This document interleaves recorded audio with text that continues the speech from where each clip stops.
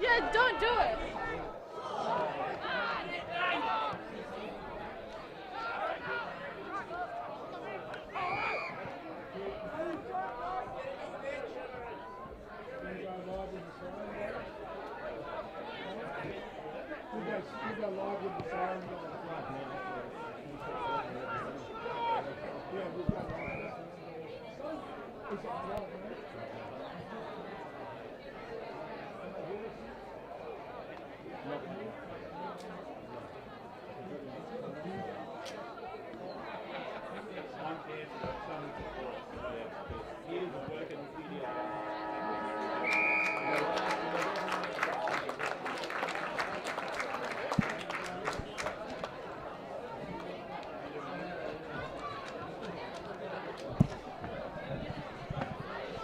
Welcome here to, can you hear that?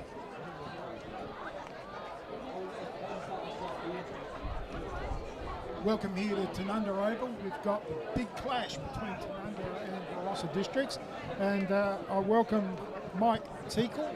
How are you, Mike? I'm good. How are you, Luke? Good, thank you. And we've got Dan Eggleton. He's the former president of the Tanunda Football Club. How are you?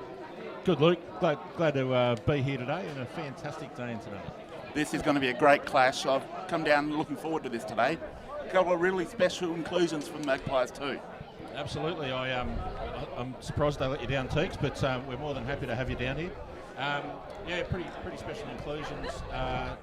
Most notably, obviously, Justin Westhoff returning to his home ground and playing with his two other brothers for the first time in what must be about 15 years, I think.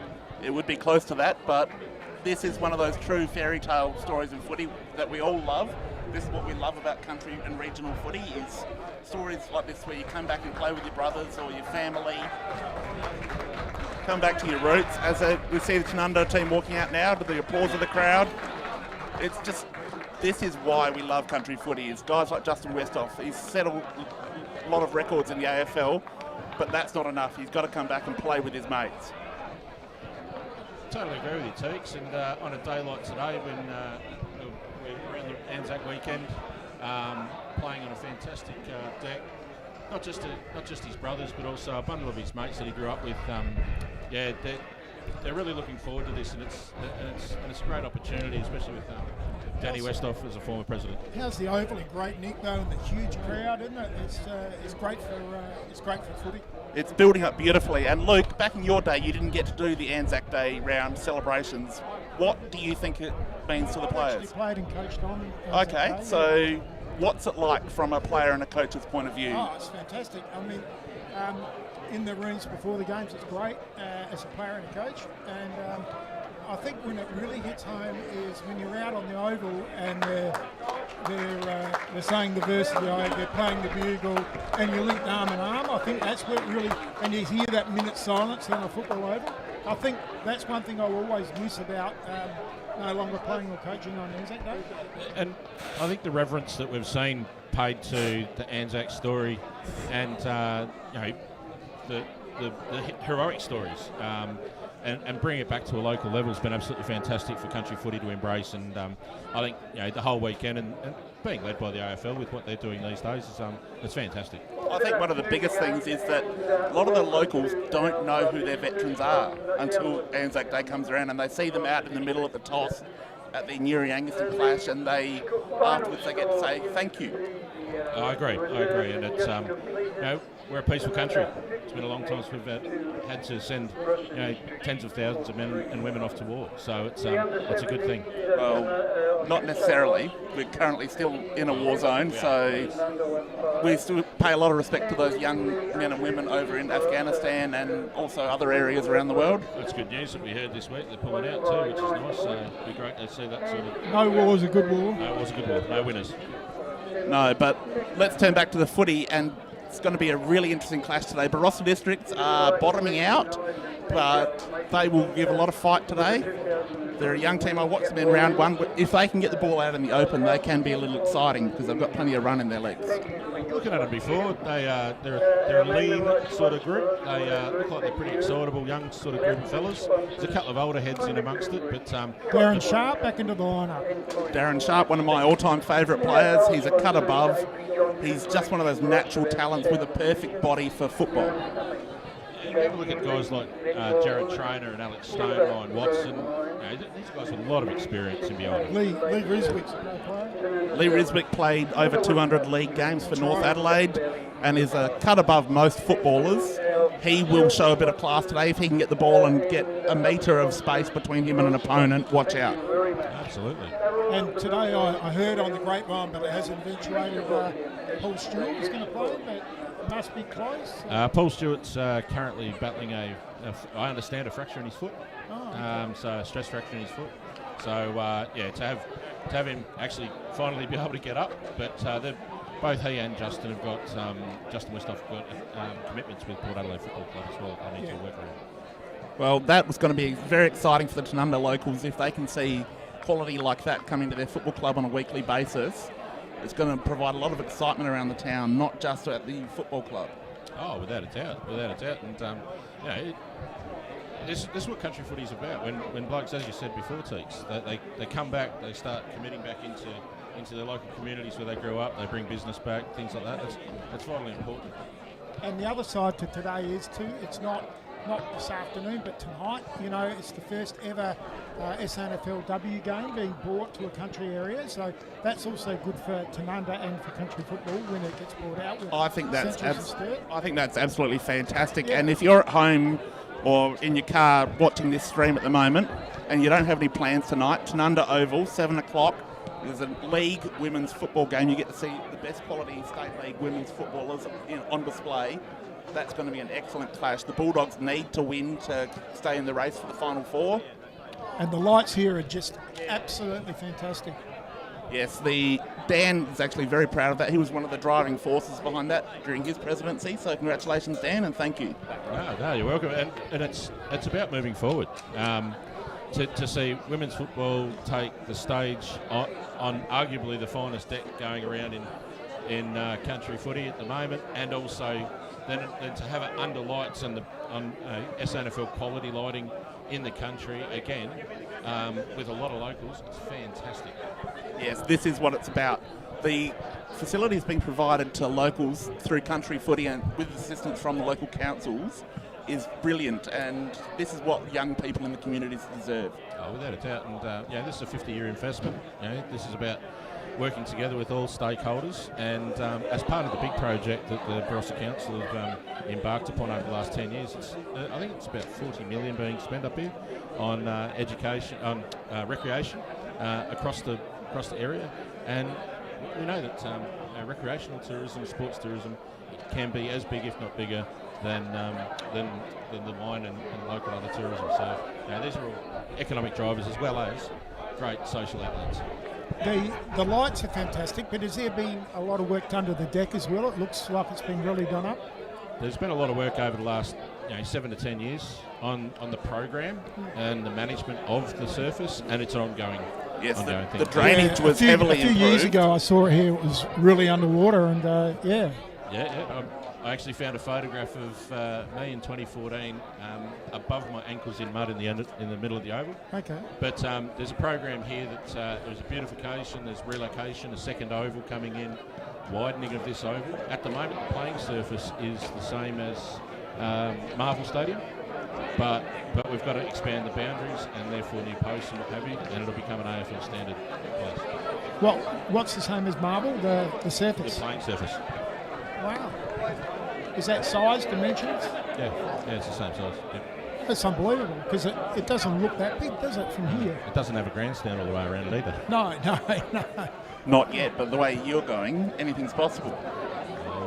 I've actually retired after I think about 10 or 15 years direct involvement with the volunteer side to concentrate on my own business and some personal health issues. So I've had to step away from it, but the program's well and truly underway.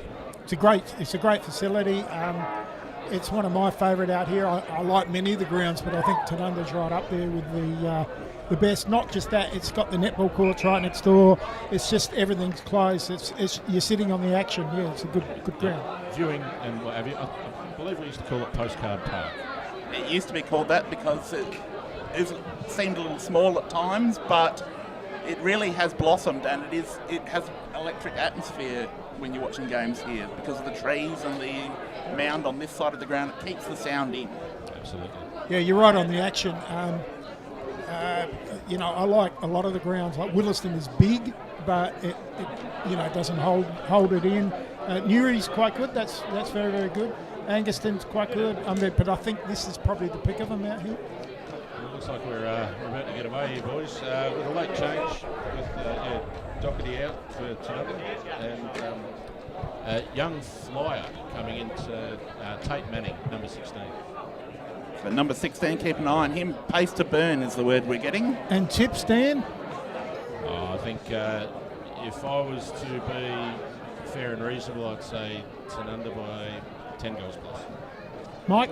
Tanunda by 15 goals minimum. I said 90 points. So yeah, that's how we see it. So you two are experts out here in the Barossa. So, but we are hoping to see Barossa put up a really strong fight today and show a bit of courage. And from where we are, Tanunda kicking to the right of screen. That's correct. Lead us away, Mike. Okay, in the centre. Falkenberg in the ruck. A little bit of push and shove out there. Ball comes down. Barossa. Chip kick out. Cut off across half back. Here we go. Lockyer for his first touch. Lockyer with a bit of smoothness there. Justin Westhoff ran under the ball a bit. He's got to get used to the country delivery again. He's got a free kick, the Hoff. That was interesting free kick paid there. I think the Paul back pocket was doing his best to hang on then. He's going to go back and have a shot here. What's his chances, reckon? Having watched a lot of footy with him, I'd say put it in the book. I will put him on for this straight in front, maybe not so much, but from here, yes. That's delicious. What a way to start your return to the black and white. Do you reckon they could have scripted this any better with Westhoff kicking the first goal of the game inside a minute? No, that's what the people are here to see. That's what the kids at the ground are excited about. And if you're a Tanunda supporter, get used to it. There's a bit of a tear in the eye. It's pretty interesting coming up against the Tanunda side today that would have close to 360, 370 AFL games in it and close to 600 SNFL games running around. Poor old Bree McConnell down there looking after Westhoff. He's giving away Young some Falkenberg, another tap out of the ruck. Absolutely, Watson gets it out to a clean Jared Trainer out there. Ryan Watson crumbing Falkenberg's work very cleanly the first two ball ups. Ooh, Joel just Griffiths, off. let that through the fingertips there. But Isaac Werner. Yes, young Isaac Werner. He's a young and up-and-coming player. Played his first game of A-grade football in round 1. Okay. So he's at game 3 now. This is part of the Barossa plan, is to develop, put some time into their kids. He's one of their locals that they're going to be focusing on. And kicking into the scoreboard pocket. Looking to hug that boundary and take any run out of this Barossa team. I think that's going to be the plan, deny Barossa space. Who's that on the far side, Dan? Lee Westhoff just drilling the ball into Lockie Earl. Lockie Earl's just taken on his knees, returning for his first game of the season, premiership play. And of course, Tanunda wearing their Anzac strip today, so not the normal bars that the Magpies would be in. It's good to see Trent Gers out there returning after an extended stay on the sidelines with a hamstring, and Ben Biaggi gets up with a free kick. Ben Biaggi was among the Pies' best in the loss last week. He's a solid little player. He's a real goal snake. And at this stage, Barossa stemming the tide. Taking the sting out of the game. Just trying to hold it up early. Limit the damage. Matthew Westhoff there, captain for Tanunda, just spilling the ball at half back. Probably one he should have taken. No pressure. He'd be pretty disappointed with that.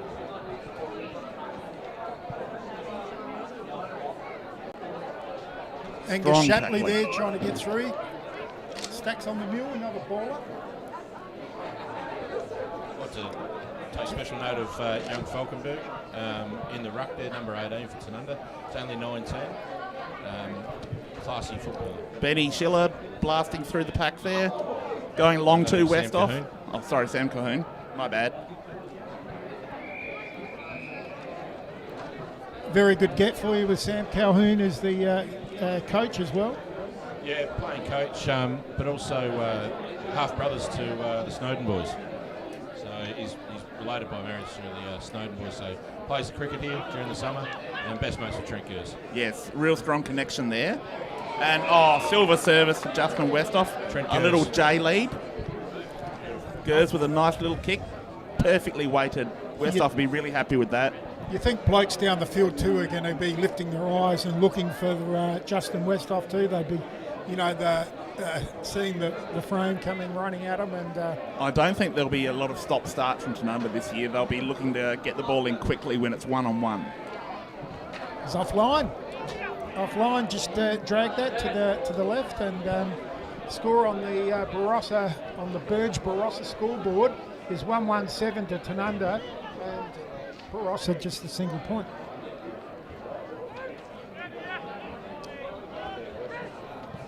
It's a good running Plays kick on out here. here. Getting a 65 out and a great mark. Good mark. Taken by a trainer. It's Hayden Trainer. Goes down the line, but Bit of a sloppy left footer there. Sharpie ran through the ball. Great string of handballs. Pilgrim with Riley McFarlane there, taking the hit and now getting it through the centre. Lee Westhoff involved there as well. There's a lot of class through that Tanunda midfield. certainly is. Lee Westhoff, probably one of the players that doesn't get mentioned enough. As Tanunda stroll in for an easy goal.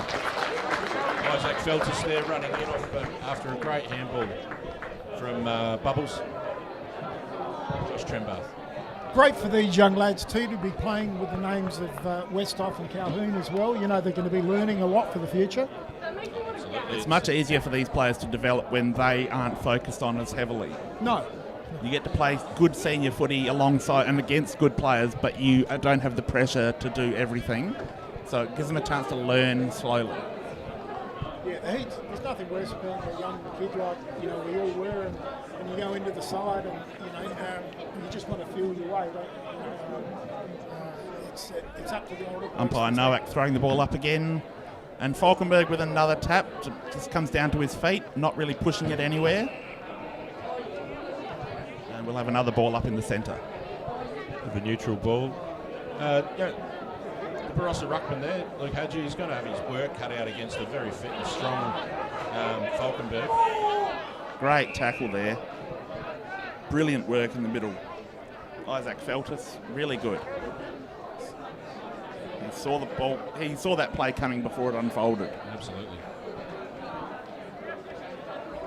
He's a big boy, young Falkenberg. And he's still growing. I think his dad's still growing too. Has he been to a league club or? Yeah, he's done the training programs down at Central Districts, but fitting in with work and study, I don't think he could manage it. Barossa going forward. Strong mark back there. Matthew Westhoff. Poor kick, actually. It's been cut off by Hayden Trainer. Jared Trainer. Offline to the far Offline, side. a wasted opportunity there. Golden chance for Barossa to do some damage on the scoreboard. We go to the Burge Barossa scoreboard. Tanunda 2-1-13 to Barossa Districts 2 points. McFarlane with a good mark out there off to Sam Calhoun. And then Isaac Feltis down to the wing.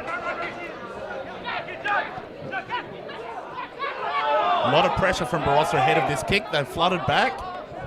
I think they've decided that they're not going to allow that easy ball through half forward. Ex-Western Bulldogs defender Christian Howard there, just putting the ball across the field. Brett Dowse with a clean pickup. Put his teammate there, Gers, under plenty of pressure. Yeah, Barossa player managed to get a hand on that ball as it was coming through, so good defence from Barossa. Just watching Justin Westhoff there, he come all the way down to the half-back line and he just run his player backwards and forwards, and the Barossa guy's already got his hands on his knees. So I think we'll beautiful see that pick all up there day. by Big Sharpie engine. at full forward. Just a little handball off. Squandering their chances here, Barossa. They could be in this contest. Very much so. There's been some mistakes at half-back that have been costly, only in the minor capacity. Matthew Westhoff would be ruining two easy mistakes. Goes to the handball receive and miss. Barossa just mopping up across halfback. They're really working hard back there. Beautiful delivery forward to Rizik. Another handball out wide. They need to start looking for some corridor play. Oh, excellent tackle in defence there. Oh, brilliant by Matt Westhoff. Stripped it, didn't he? Yeah, that's just perfect. Great cross. Great switch across play. Joel Griffiths, son of a gun from Wakery and Craig.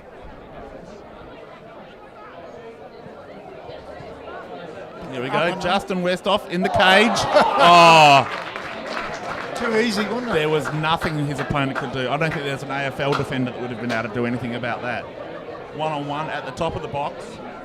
He had his name written all over that from the time it left the ball. And you take it, McFarlane's given that the perfect delivery to the tallest bloke on the field. You stick it up in the air, he's always going to catch it. Any other forward, that would be a terrible pass. There he goes. The big fella's got Simple two. as. So on the Burge Barossa scoreboard, it's 3-1-19 to Tanunda, and it's 3 points to Barossa District. 16-point lead early in this first quarter. 16-point lead, but really it should be a lot closer than that. Barossa wasteful in front of goal. And unfortunately, no marking targets apart from Darren Sharp up forward. And that's going to be the biggest problem for Barossa, is they aren't going to be able to create good quality shots on goal. No, and Sharpie might be a bit light on with a bit of touch. Well, training's never been his thing, and he picked the ball up beautifully there, but delivery is going to be under pressure because Tanunda's halfbacks don't allow you to do your own thing. They're always going to put pressure on that pass coming in. That's part of Tanunda's game, is they don't allow easy ball into the forward 50. Absolutely, it's solid defence based around run off the half-back line, but also when you've got a guy like Jake Pilgrim who is as strong as him and as skillful, I think it's going to be a tough day for Sharp. Trent goes out on the wing, delivery to Justin Westhoff at the 45. Easy mark again for the big fella. And he's Beautiful kick. tipped it up to a teammate. Yeah, Ryder McFarlane with a beautiful lead out from full forward. How good is that for service? Riley McFarlane's going, I've been kicking the forwards all my life and not getting rewarded.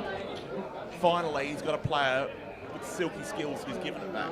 He didn't break stride, did he, on that lead?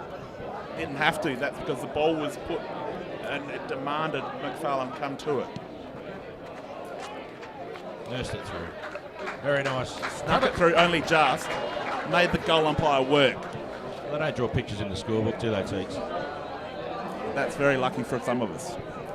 That was Riley McFarlane, you know, Yeah, young Fleecy.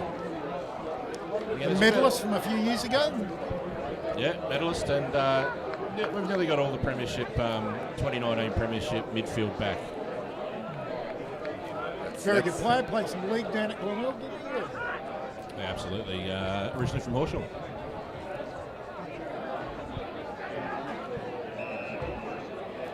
And do most of the lads who play here live in the area? Yeah, they've either live in the area, they've grown up here, work or study in town, and then coming back up. So Earl McFarlane and Beautiful pickup by Westhoff on the run. sensational. Handball. It goes onto Trembath. That's champagne football. Well, that's as good as you'll see anywhere. This is like a training drill, isn't it? That was. It could open up. Defensively, it's going to be really hard for Barossa to counter this.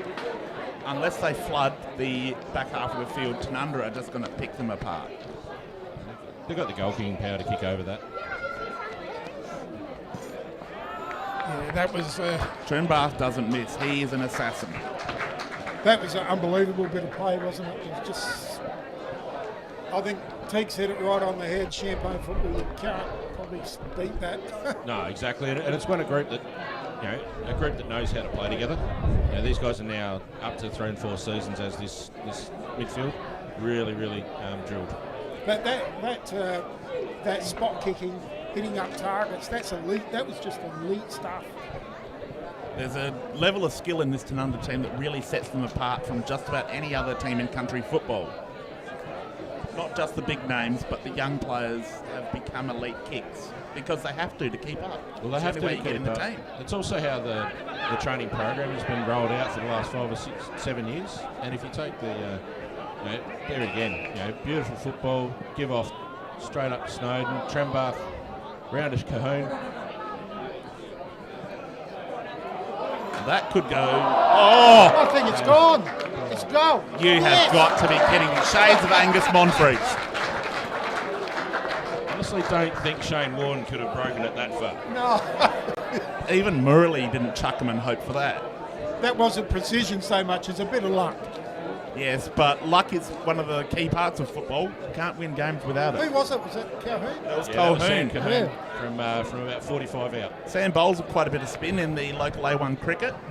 I think he'd be pretty proud of that. I think so. I don't think you two won that far. No, we don't get the decks that dry and dusty. Tough ruck contest. Lee Westhoff out of the middle, kicks it directly to his brother. Justin Westhoff leading out. 35 out, the slight angle. And that's why he's come back. He wants his brother putting the ball down his throat This is constantly. going to get a bit ugly, I think. Maybe we were a bit conservative with our prediction, Luke. Yes.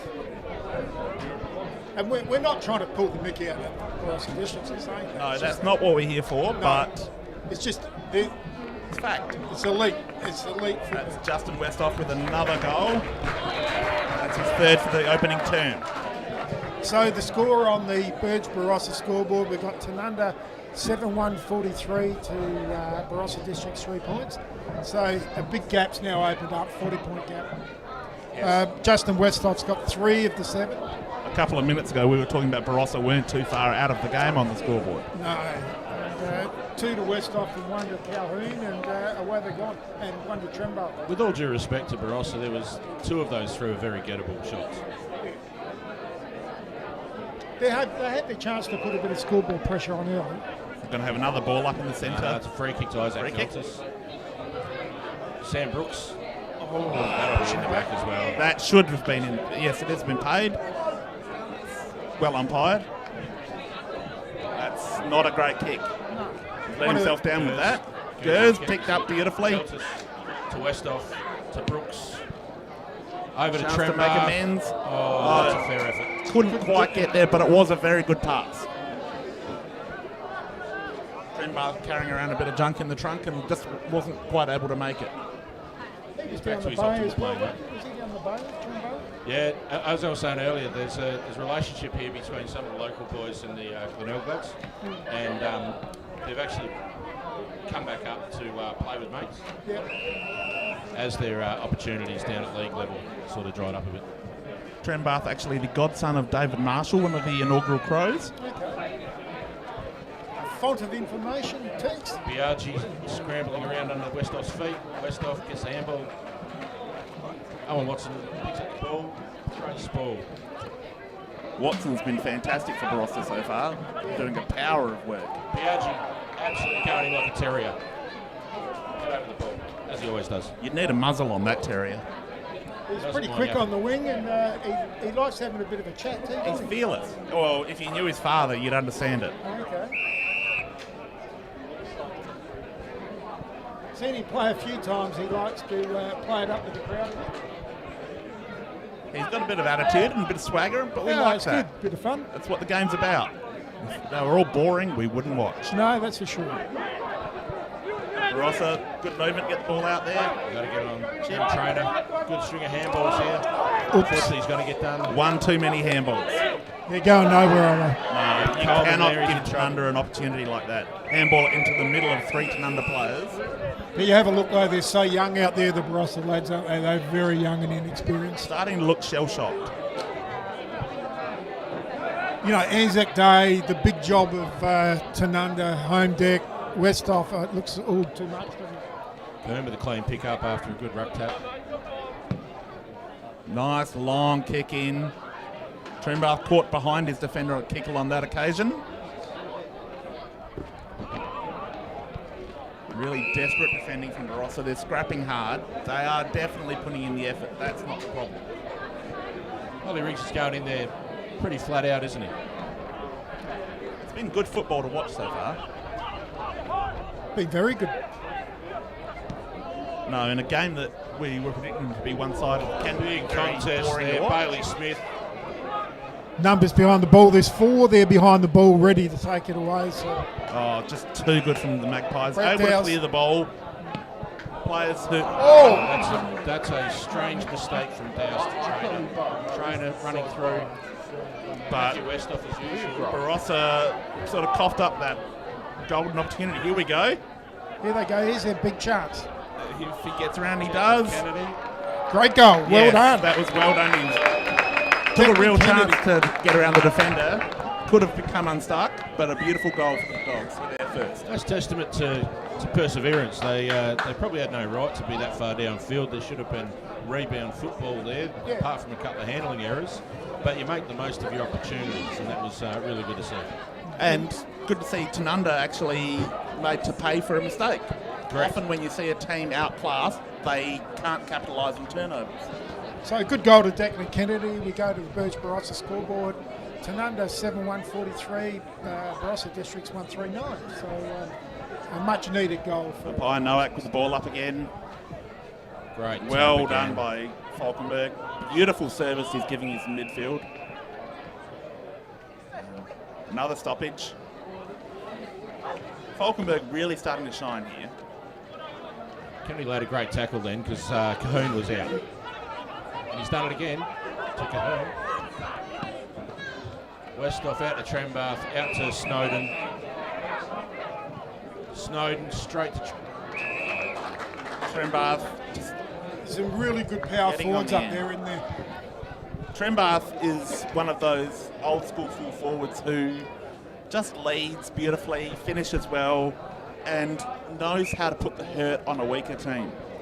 I've seen him kick gold bags of 10 quite often against my own team, Anguston.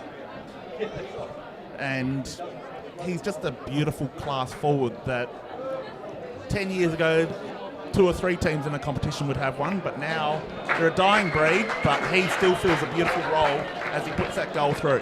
Absolutely, and his touch around the ground as well too when he plays up further forward, and in those times he does have fantastic ground skill. Yes, and he's unselfish. He is willing to dish off, so he's not one of those old school full forwards. I made a mistake. And he does know how to handle. Whereas those old full forwards be more likely to pass a kidney stone than the ball. So that's the second goal to Trembath. Correct. And now a 40-point lead, and we're not even close to quarter time yet. Barossa with this centre clearance. Watson's forward. working his way out of there quite well. Oh, Watson has been really impressive. He has. And that's an excellent mark there for the Dogs in the forward pocket. Lee Rizek, Ryan Watson, tell me about him, Mike. he's a local, and he has been playing A-grade footy for the last 5 or so years. He has been a really good contributor. Yeah, I've seen him before. He played in Barossa's last premiership, I believe, as a youngster. Rizek Linda, really well done. Contributors to the just team. didn't quite have the distance on that Rizek, which was... And they're heading back to Lindok, I hear. Yes, they are going to be heading back to Lindok as their home ground in the near future. As part of the project that Dan was mentioning earlier, the Barossa Council putting a lot of money into recreational facilities, and they're going to be upgrading the Lindok Oval for Barossa District to use as their home ground. Oh, that's a heavy clash on the There's a wing. man on here. It's too long. Excellent Right work. angle. Feltus sets up a beautiful goal. Luke Snowden finishes off it. A really good passenger play. Snowden got the goal, but Isaac Feltus made that look easy. You can't take away the heavy contest that needed to be made. Bodies needed to be put on the line. And Sam Brooks absolutely crashed in there. And Sammy Brooks is a courageous player, and he took one for the team there. Didn't have to go. There's a lot of players that wouldn't go, but he went through, sacrificed himself, and it won't get mentioned at the Best Players Awards tonight, but his teammates will know. He is currently enjoying a growth spurt. We've seen that coming back after an ACL and enjoying driving the trucks, but also is built like a good earlier. Yes, growth spurt, not upwards. He's holding a bit more ground. High ball out of the centre for Tanunda. Brooks underneath it. Courageous again. Was lucky not to be cleaned up. And for his efforts, he got the free kick. So displaying courage. Well done, Sam Brooks. Now he's got Justin Westhoff lurking in the square. One-on-one with a much undersized opponent. Short little one to Trent Gers. And as we know from past history, Guernsey, dead-eye dick with the... Guernsey is a lot like the old-fashioned forwards. I think this one is only going over the goal umpires' heads. All the Barossa players were heading back towards Westhoff and Trembath, and it just cleared a path for him, didn't it? And Gers was able to run into space. Gers passed off to Trembath, who managed to find a bit of space. And Trembath at this angle, not perfect for a right footer, but that is a good pocket to kick from at Tanunda. We're right behind him here. Very true area of the ground. We'll swing away a little bit. He'll aim for the near goal post and just let it drift. Just a bit too close to that near post. Didn't quite hit it the way he liked, I don't think, but another missed opportunity for the Pies. So we go to the Burge Barossa scoreboard. 9-2-56 Tanunda, 1-14 Barossa. Young Tate Manning, number 16, takes the field. Good contest there. Barossa coming out with what a tackle. Huge tackle on their ruckman. That is Tate Manning. Is it his first A-grade game? No, he has played a little bit. But, But he's that certainly was talent. a great tackle on Luke Hadju, a much bigger opponent. Front on, just went straight at him. Great handball out there. Colhoun Kicks. looking for Gers, but unfortunately straight to a Barossa half-back. Looking downfield, can't find a target. Runs through the middle of the ground. And Nathan Casbolt there, again a local talent. It's been around a long time now. Interesting drop of the ball there. The umpire didn't pick up. A lot of pressure from number forwards. That's Justin Westhoff laying tackles just for fun. And Lee Westhoff pushing him over the line. Barossa have got that +1 back there now with Brian McConnell just filling in the hole. Another experienced player. Wouldn't surprise me if he's dropped himself back there out of the midfield because he can see what's happening and decided to take a bit of ownership. Great defence with Joel Griffiths back there. Barossa have got an extra man in the forward line there too. Got picked up now. Oh, McFarlane picked up a bouncing ball that could have easily evaded him. Just kicks the ball out to the wing just to settle things down a little bit. There's Brett Dowse out there with the ball at the moment, kicking it down the wing. Long. Looking for Gers, just Lee Westhoff. a little bit short. It's tight in the clinches there. It's hot footy. This is what we like to see. Pushing it out. Lays the tackle. Watson getting it out. Lee Westhoff, and there's a big tackle on the wing. I'm admiring the fight from the Barossa players here. This is courage. I've seen a lot of courage today. Sam Brooks has displayed it, but the entire Barossa team is fighting hard. They're a proud club. They're a proud club, and they've got a lot of supporters here today watching. They do have a really strong atmosphere. I think that they're a club that will bounce back, and they are building and they have a plan. Every time, every club has its cycles, don't they? So, That's correct. But it's how you plan for those cycles as to how you actually recover as the siren goes to end the first quarter of play here at Tanunda. So we go to the Burge Barossa scoreboard at quarter time. It's 9-2-56 to Tanunda. Barossa District's 1-14. 46-point lead. Goal kickers for Tanunda. We've got Justin Westhoff with 3, Josh Trembath with 2, Riley McFarlane with 1, Luke Snowden with 1, Isaac Phildas with 1, and Sam Calhoun with 1. And for Barossa Districts, the sole goalkeeper is Declan Kennedy. Please tell us more about the quarter. Please, Dan and Mike. Are you working? Well, I think it's from a Tanunda point of view, we're obviously very happy with the way it all fell into place. The first kick out of the centre basically ends up on the chest of Justin Westhoff, our returning AFL footballer, and he goes back and calmly slots a goal.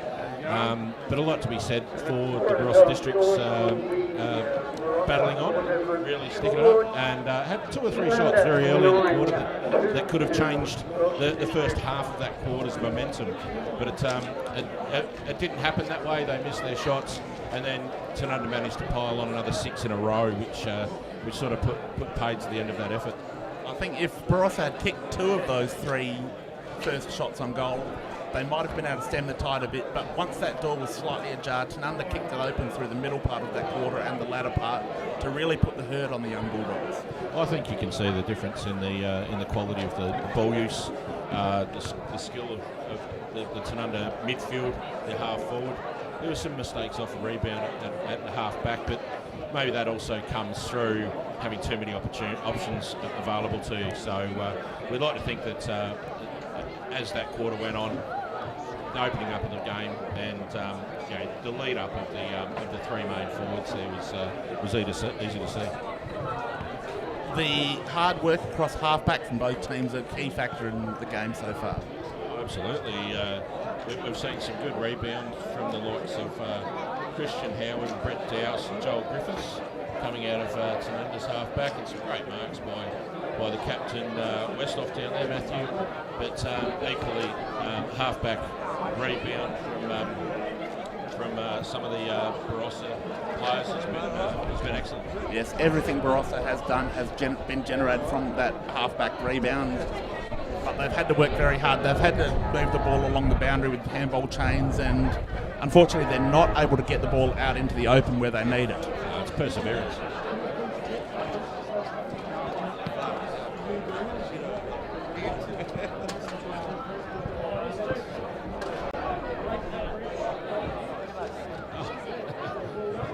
No trouble. I love it when people have low standards. Yeah.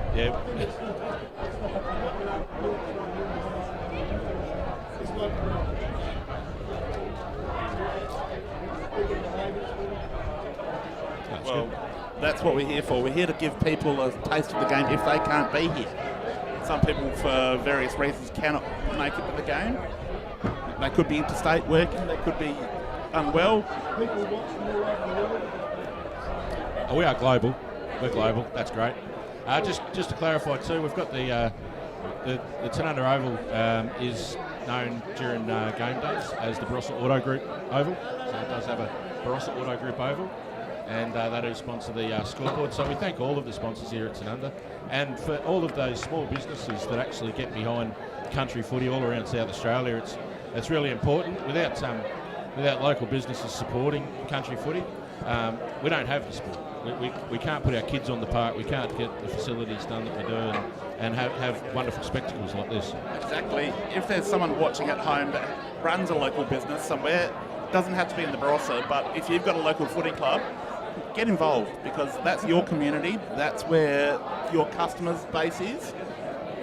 I'm big on that. Wherever we go, I actually try to get someone. And the other week we had Nick Warren come on and talk about the league sponsor. And we also had Josh Wood, we talk about the newest sponsors. And they bring them out, It is fantastic. I sponsor the footy club myself, but there's a lot of other small businesses. I was going to say too that you can tell the size of the crowd here on a home and away game. When you've got cars parked out to the road and it's double parked all the way around the oval, you're probably looking about close to 1,000 people here today. Inside local footy. I haven't seen what's out the back of the netball. I'd say watching the footy we're at 1,000. We might be up 15 or 18. I would say you're at least 15, and there'll be more people coming in by half-time, I would say. Absolutely. And if you're at home in the area today and you're not doing anything, get down to the Barossa Auto Group Oval and watch this game. You get to see Justin Westhoff up close. You can't get this close at an AFL game. Okay, here we are back in the middle, in the ruck. Falkenberg, Hadju gets better of it. Big clash. Ryan Watson picks the ball up, but he's immediately claimed. They're trying to get the free kick then for a high contact. Against Sam Colhoun.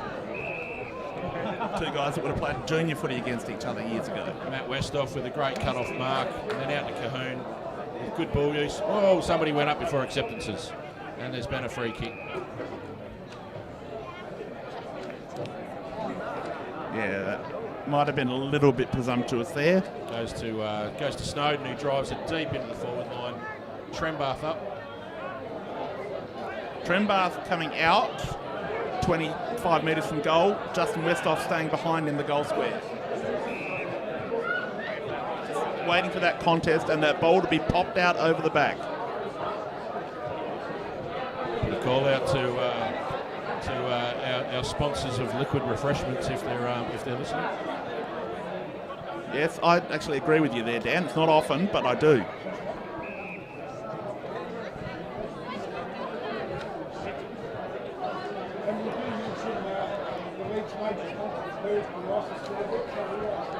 Absolutely. Yes, wonderful product and great sponsors of local footy. They do support local footy the way it should be done. Justin Westhoff with a snap deep inside the 50. There's a bit of a wrestle and a fantastic one-arm mark by Trembath. That is just power personified. And more messages coming in to say Dan and Mike doing a fantastic job. So, yeah, thank you. Keep pumping our tyres up. And I apologise to everyone who disagrees with that. But yes, Trembath about to line up for another goal. This will be number 3. There's no way he misses from here. Straight through. Absolutely fantastic. That's the way it should be done.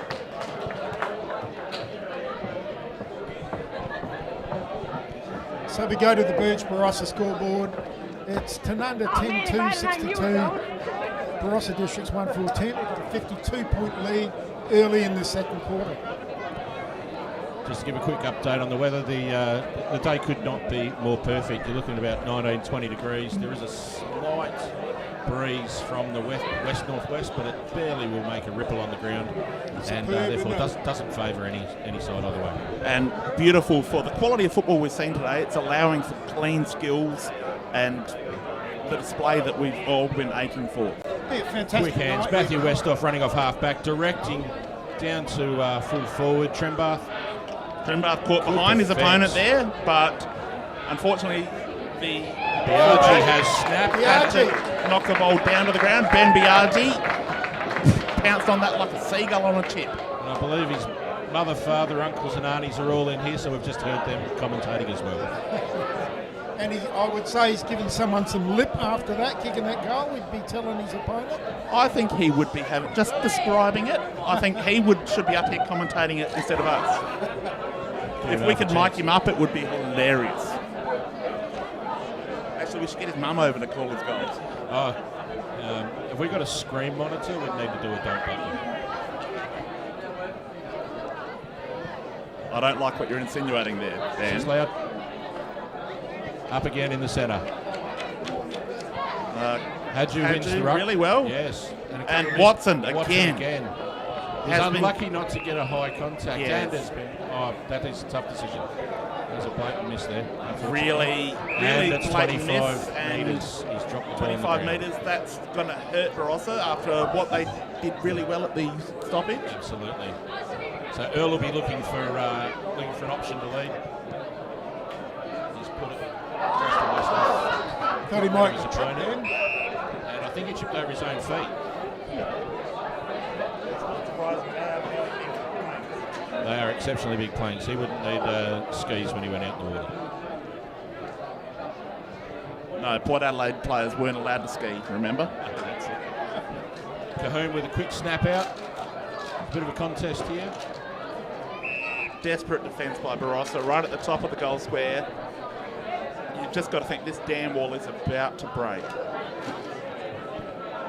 Stuff in the ruck. It's a bit of a piggyback, the shoulder ride. Fella's not the biggest bloke in the world, but he's not going to let go. No, he's fairly solid. But he's at the bottom of the pack again, just shovels the ball out. Cahoon to Trembath. Oh.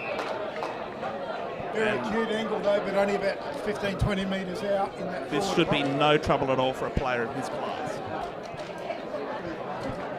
And I'll probably put the mockers on him again.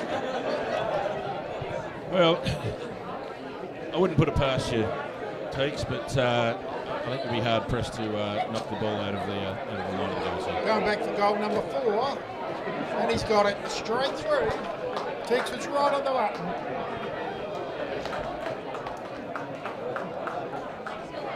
So that's 12-2-74 on the Barossa Bird scoreboard, and that's for Tanunda. For Barossa District, it's 1-4-10, 64 points. It's, I think we might have just slightly underestimated the winning margin. We may have, but when I predicted that during the week in my column, I didn't realise that Justin was going to be playing today. So I'm going to use that as a caveat to get myself out of it. I had whispers earlier in the week, but I also heard Paul Stewart today.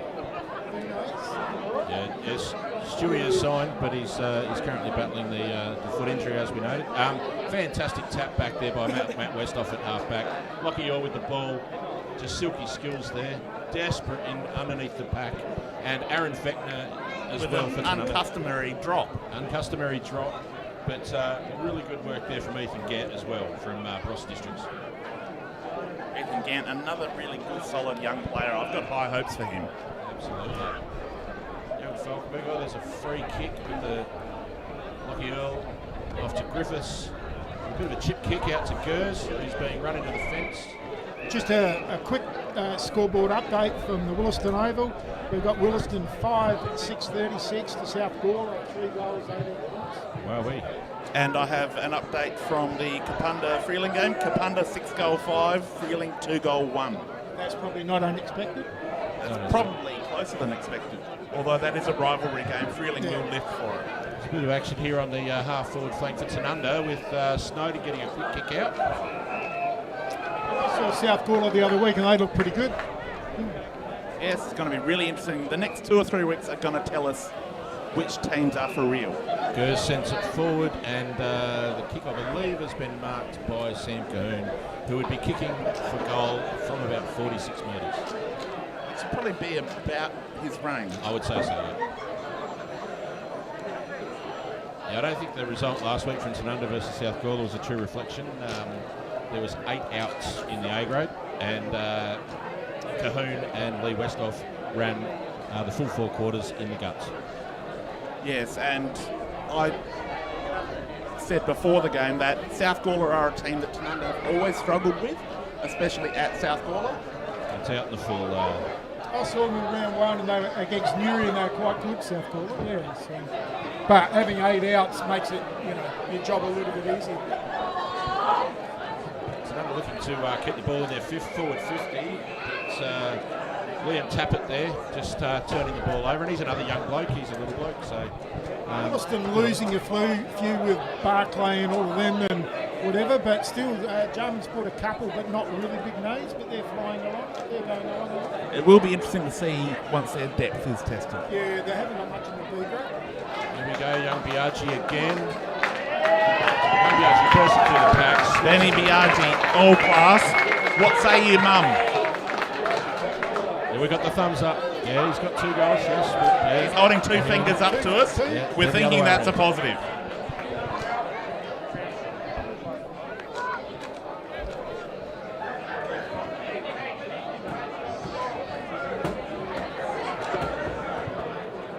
We're getting plenty of advice from the Tanunda crowd. More the Biaggi crowd. Thankfully, they're not losing. We were here a couple of years ago and they got beaten, and we got a lot of advice. Yeah, it was. I do believe it was a very, very cold and wet Tanunda Angaston game. Freezing cold. Yes, I think I was stuck up here that day as well. Biaggi's got another kick out of the centre here after a great handball. Going to tap it there. Dropped a mark he should have taken, really. They're fighting hard. Barossa definitely putting pressure on. The score is not reflecting the effort rate of the Barossa players. It's very unfair, but football is unfair. Lee Westhoff dancing around, putting the ball up to Justin, who was probably taken high. Chopping the arms. Definitely, he is going to get a lot of free kicks this year, purely from players desperate He to just took his arms and take him out of the contest. Because they can't compete one-on-one in the air, they're going to have to concede free kicks. From someone who played and coached in the city most of their life, and I've said this when I had 1 year out here as an assistant coach at Williston and also broadcasting footy, I think the umpiring in the Barossa is very, very good. And because no one mentions the umpires. Now that is just fantastic. No one's mentioned them. Well, I think we've only seen one call today that we disagreed with Yeah. at the centre bounce. That's the only time that Dan and I have even mentioned the They let umpires the game apart from the flow. ball I think off. they're really good out here. Absolutely, and you take that goal from Westhoff then, just tips them into 4 for the half. But I think that's the best part about this, the reshake-up of Barossa Light Gula umpiring over the last few years has brought a lot of young umpires in, and that's the sign of a good umpire, is when you don't mention it. Yeah, well, they don't watch too many AFL replays, I don't think. Barossa going I forward. don't think umpires should be allowed to watch AFL football. Great attack on the ball from the young Barossa player there. Plays on quickly with the backhand ball. Young Coleman, unfortunately, missed the kick. Picked out his Tanunda defender all on his own. Off to Biaggi. Biaggi off to Falkenberg. Falkenberg to Lockie Earl. Lockie Earl with a long kick out to the half forward. Trenbath Missed there by right Trenbath. on the boundary. Now, I'll say now, if you see a Division 1 game in the city, a whistle blows every 20 seconds, there's a red card every 3 minutes, there's a yellow. It's just overall. Out here, it's just fantastic. And this game, we're displaying 2 young umpires who are very good masters of their craft. Hudson Nowak and young Noakes. I think it's great out here. Probably don't hear too many people praising umpires, but yeah. Not a lot, but this competition is widely regarded for the quality of their umpiring panel. The way they've got it set up is very professional. The Umpires Association have got a very strong ethos, and they do it very well. Back to the actual football. To the half forward flank here. Trainer running Matthew Westhoff around. Long kick into the forward zone to Looking Sharp. for Sharp. Oh, excellent Good defence punch. from Griffiths. Joel Pilgrim there, number 24, really new to the club, fantastic strike. Cahoon in tight. Aaron Fechner tight and hard. Oh, and there's been Wins a free kick. He's been... Yeah, it was there. Yes, he was legged as he came through. Oh, no, he's been paid against. Yeah, been paid against her. He did take it on. I thought he had the handball out, but quite obviously the best view was Still from good the umpire. umpiring that there was a decision that could have been let go. Absolutely, and Sharpie going back for a goal.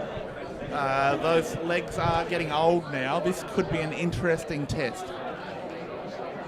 Absolute legend from Barossa Districts. One of my all-time favourite footballers. Don't think he's made the distance. Yes, has been paid just over the line. Well done to Well done Sharp. to Sharpie. Darren Sharp kicked his first goal. And that's the second of Barossa Districts on the Birch Barossa scoreboard. We'll just go to the scoreboard. It's Tanunda 14 goals, 387, leading Barossa Districts 2-4-16. So a 73-point margin here, and we're about 2/3 of the way through the second quarter. Aaron Fechner coming off, and Sam coming on for Tanunda to go to the half-back line. Just a couple of kilos difference in weight there. I was going to say he might be carrying 1 or 2. But as we've seen, he's using it well. He's not afraid to put his body in the clinches and accept contact. So you need that sometimes in country footy. Oh, most definitely. They can't all be athletes. Especially in the middle of winter.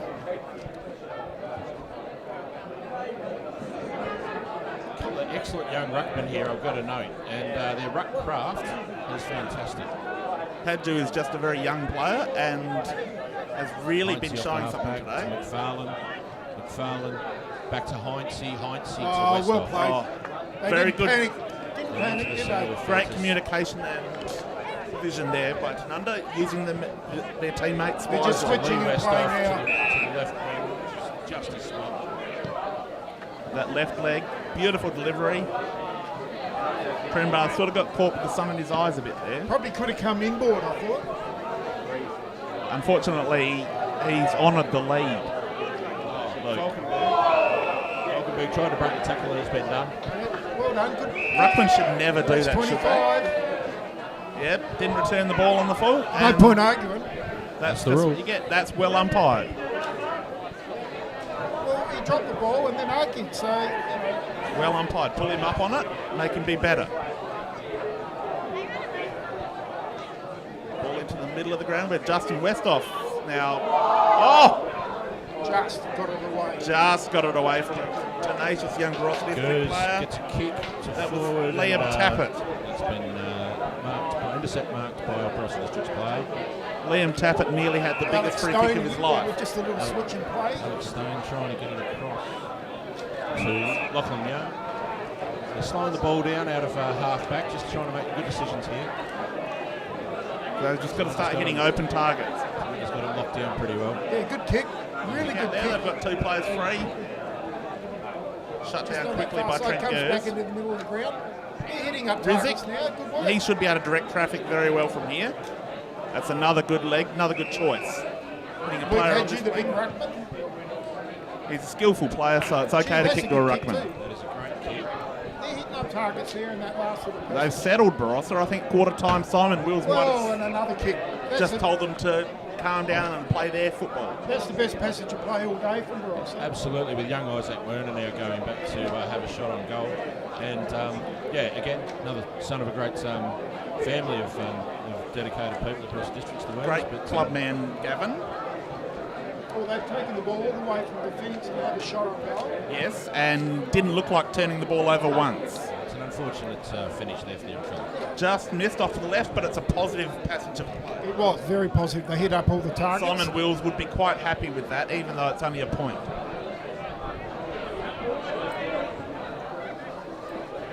Tanunda coming back through the centre of the ground there, and it goes out to Lockie Earl. He's looking, he's going to go for the switch in play. Poor kick though, dribbles the ball.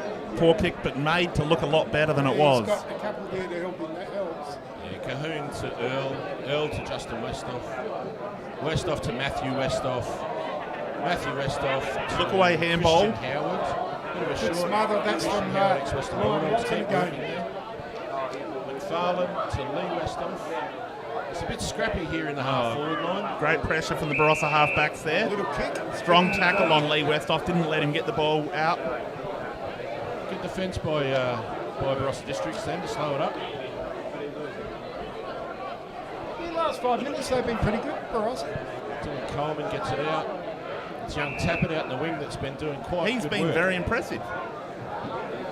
To the ruckman, starting to get his own. Lukey Hadju really standing up now for Barossa. Starting to get the ball out in the open now, and I think that's what they need from him. Two young ruckmen. Lucas Watson there at deep half forward. That's a pretty poor kick actually.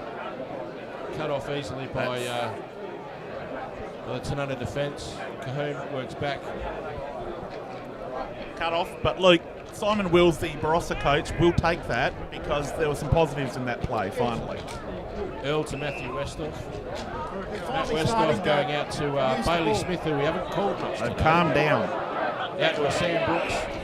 Sam Brooks. He goes on to Christian Howard. Howard out to the half forward. Not Deep his half best forward, kick. McFarlane. Isaac Feltis with a sharp one. Feltis goes long to Justin Westhoff at the top of the goal square. A lot of their leads this quarter, Not though, a bad Tanunda idea. have been into this pocket. They've got to get the ball. Barossa's forcing it wide through that really good central defence and their concentration on Westhoff and Trembar, so it's actually forcing them wide. They're not forcing giving them- Westhoff that lead out of the top of the square, which he's craving. They're just getting stuck there. Nice return. Kicks his fourth, Justin Westhoff. That would be 5. So we go to the Birch Barossa scoreboard. We've got Tanunda 15 goals, 393 to Barossa Districts 2517. And I've said it earlier, but that score really not doing justice to the effort and work rate of this young Barossa side. I've been impressed with their fight today. They could have easily chucked it in halfway through this quarter. Simon Wills will be very pleased with their endeavour. Skills have obviously let him down in some quarters, and size. You know, the ability to contest with that body size is just not there yet. Luke Hadji neutralises that ruck contest. Ball went straight down, but unfortunately Sam Colquhoun just picked it up like it was nothing. That's a great tackle by McFarlane, and some good work there on the Barossa District's half-back line. But Aaron Fechner to kick it straight back into the forward 50. Justin Westhoff at the top of the square. has been spoiled. Wasn't paid. Sam Cahoon for a goal and a nice snap. It's a great goal. That's some real class crumbing there. Sam Colhoun. A couple of class players with Westhoff missed the mark, and It's just Calhoun's unfair. whipping, wasn't it? It's not bad, is it, at the feet? Bit of quality in this Tanunda lineup, isn't there? Absolutely.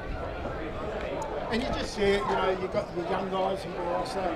There's no big name players there. They're all young, well not, but very, very young side. They're up against the big names. Absolutely. Not to take away from the fact that we've now got young Hamish Martin going on for his debut in the A grade.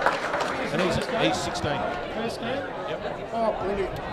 So there's 3 16-year-olds running around for Tanunda out there in the A grade, so it's not exactly an old team. No, and that's an impressive thing with the guns that they've got out there, Tanunda, to be blooding young talent as well is super important.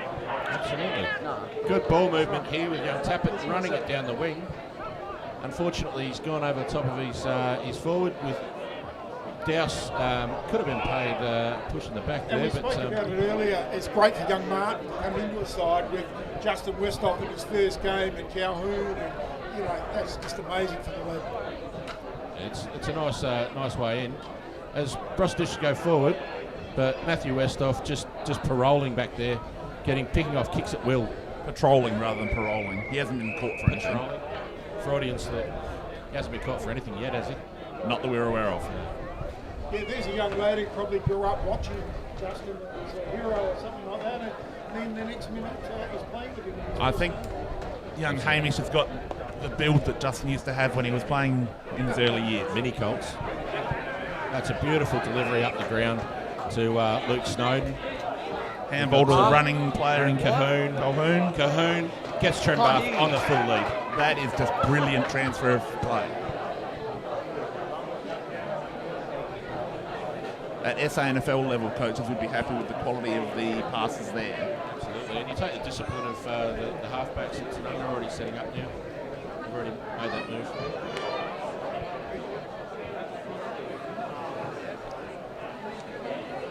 Trenbath probably 45 out, kicking from 50. William Tappert taking a break and Dylan Coleman coming on. But he's just missed that. Missed a couple today. I might be a bit controversial, but I'd actually sooner watch a great country game like this than Correct. I couldn't agree more. And I think it's a better game. We're watching a quality of game here that I haven't seen at SANFL level in 2 or 3 years. That might be, as I said, I'm not paid to say what I'm more. Julian Stowe with the ball. It's in the back pocket there. That's well smothered.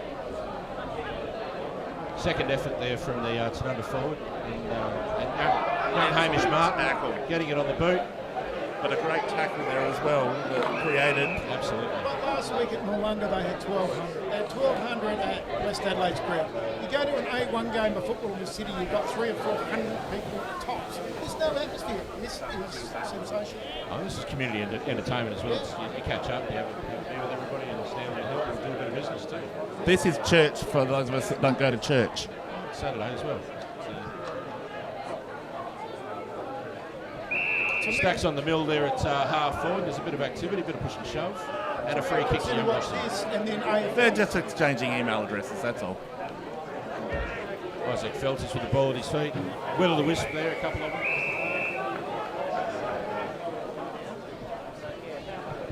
Of course, Tanunda wearing their the Anzac Day jumper, which they suit up. Very nice Guernsey, actually. Very subtle. I like it. Fitting. Silhouette on the back. High ball coming. Brooks able to punch it away from his opponent. Oh, heavy contact there. Should be High a on the free Barossa kick there for the Barossa player. Dylan Coleman gets the ball out. Quick chip out wide. Finds Hadju. Awkward kicking style. Trainer well picked quite up. Get it there. Trainer. Unfortunately, the ball fumbled on that occasion. Sloppy out there. He's going to cost them. They don't want it. No. It's all starting to show. Great handball out. Westhoff to Great Howard. Howard breaks the lines. Out to Lee Westhoff going deep to a lead with Trembath at his toes. Trembath leading to that pocket again. Can't pick it up, it's tripped over the ball. And Luke, you said it earlier, you're worried about them leading solely to that pocket. I think that's another case where Lee Westhoff had no option but to kick it to that pocket because that's where Trembath went. Well, they're going to have to get directed by the coach to start leading to the centre of the ground. Well, the coach is out there and he should be either telling them that out on the ground or whoever is assistant coach. 6 or 7 times this quarter it's ended up next to that light pole. That's probably cost him under 5 goals in this quarter. It is traditionally the dead pocket, so it's a bit of a silly place to run to, and I think that might be indicative more of where the defence has been concentrating. Aaron Fetney gets the ball out. There's they're playing on now, Barossa. A fumble with the bounce there. Rizzick got the ball out in to the board. wing. Now they're in the open. Young dogs are out running. Well, whilst the coach is out there's also bench coaches there who should be. Yes, that's correct. Nathan Dyer there Tanunda probably too spilled good in it. defence. Now Young Dyer had the ball there on top of his head. He should have been able to take that. Justin Westhoff has all day to pick the ball up and deliver to Trembath on the lead beautifully. and that's a better place to lead to. Once again, though, boundary. Yeah, that pocket, he's probably 6 or 8 metres in, but that pocket is far easier to kick from than this close side near side pocket. This is the dead pocket that's close to the grandstand. Well, you know the ground far better than me. It's just that their leading patterns are towards the boundary. They are wide, yeah. They should be fairly up the guts. I'm still concerned that you are giving opinions on kicking goals, Dan, because it was never your forte. Yeah, only kicked 11 once, mate. So Single point. Just another point. So it's half time here at Tanunda Oval in the big clash, and we go to the Birch Barossa scoreboard. And it's Tanunda at 16-5, 101. Barossa District's 2-5-17. Just quickly go through the goal kickers. Justin Westhoff 4, Josh Trembath. Westhoff with 5. Westhoff with 5. Trembath with 4 goal 3 to his name. Yep. McFarlane, Snowden, Feltus with 1, Biaggi and Calhoun with 2, and for Barossa Districts, Kennedy and Darren Sharp.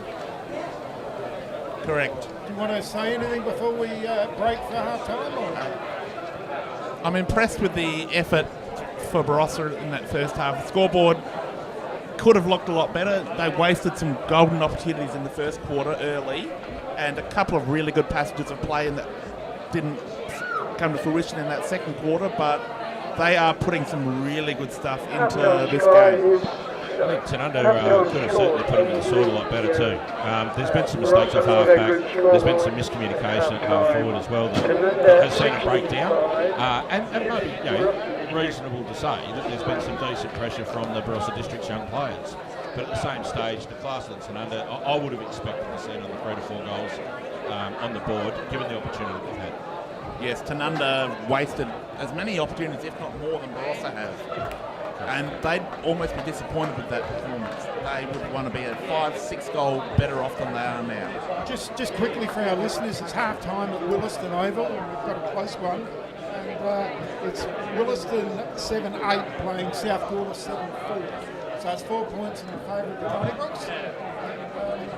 And we'll be back after half time. Okay, we'll see you then.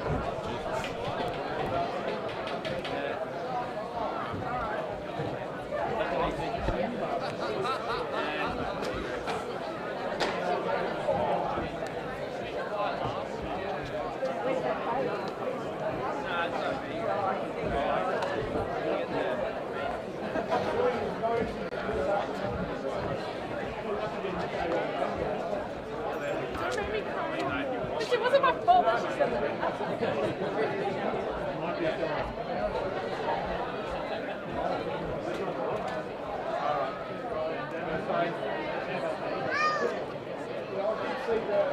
You gonna be right back?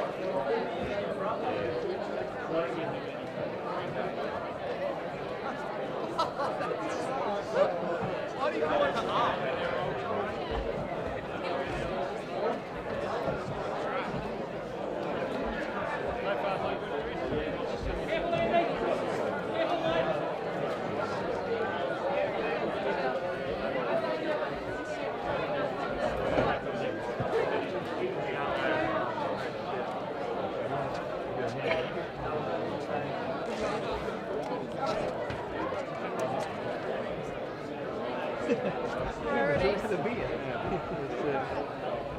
Actually, I'll go get a snag off the Vigo just so I can.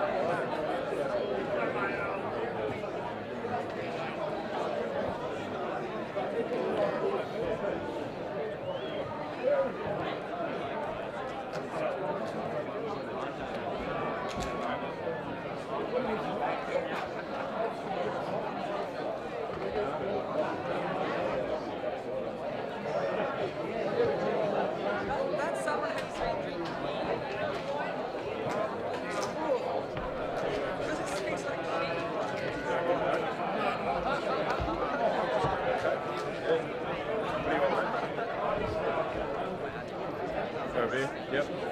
Do you want to teach? Kyle. Yep. Cool. Will do. Oh, thanks for coming on. This is brilliant. I've got some. I'll send it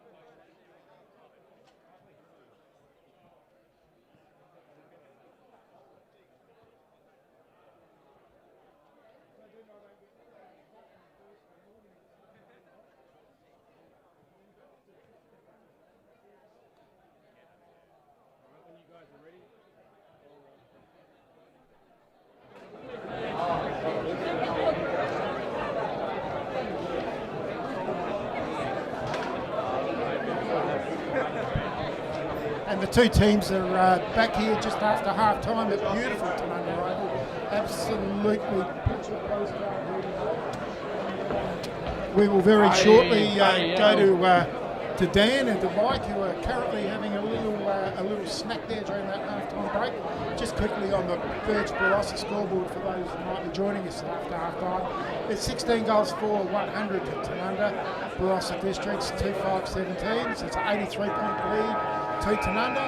And away we go, and Dan and Mike take us away. Falkenberg wins the tap straight out of the centre down to McFarlane.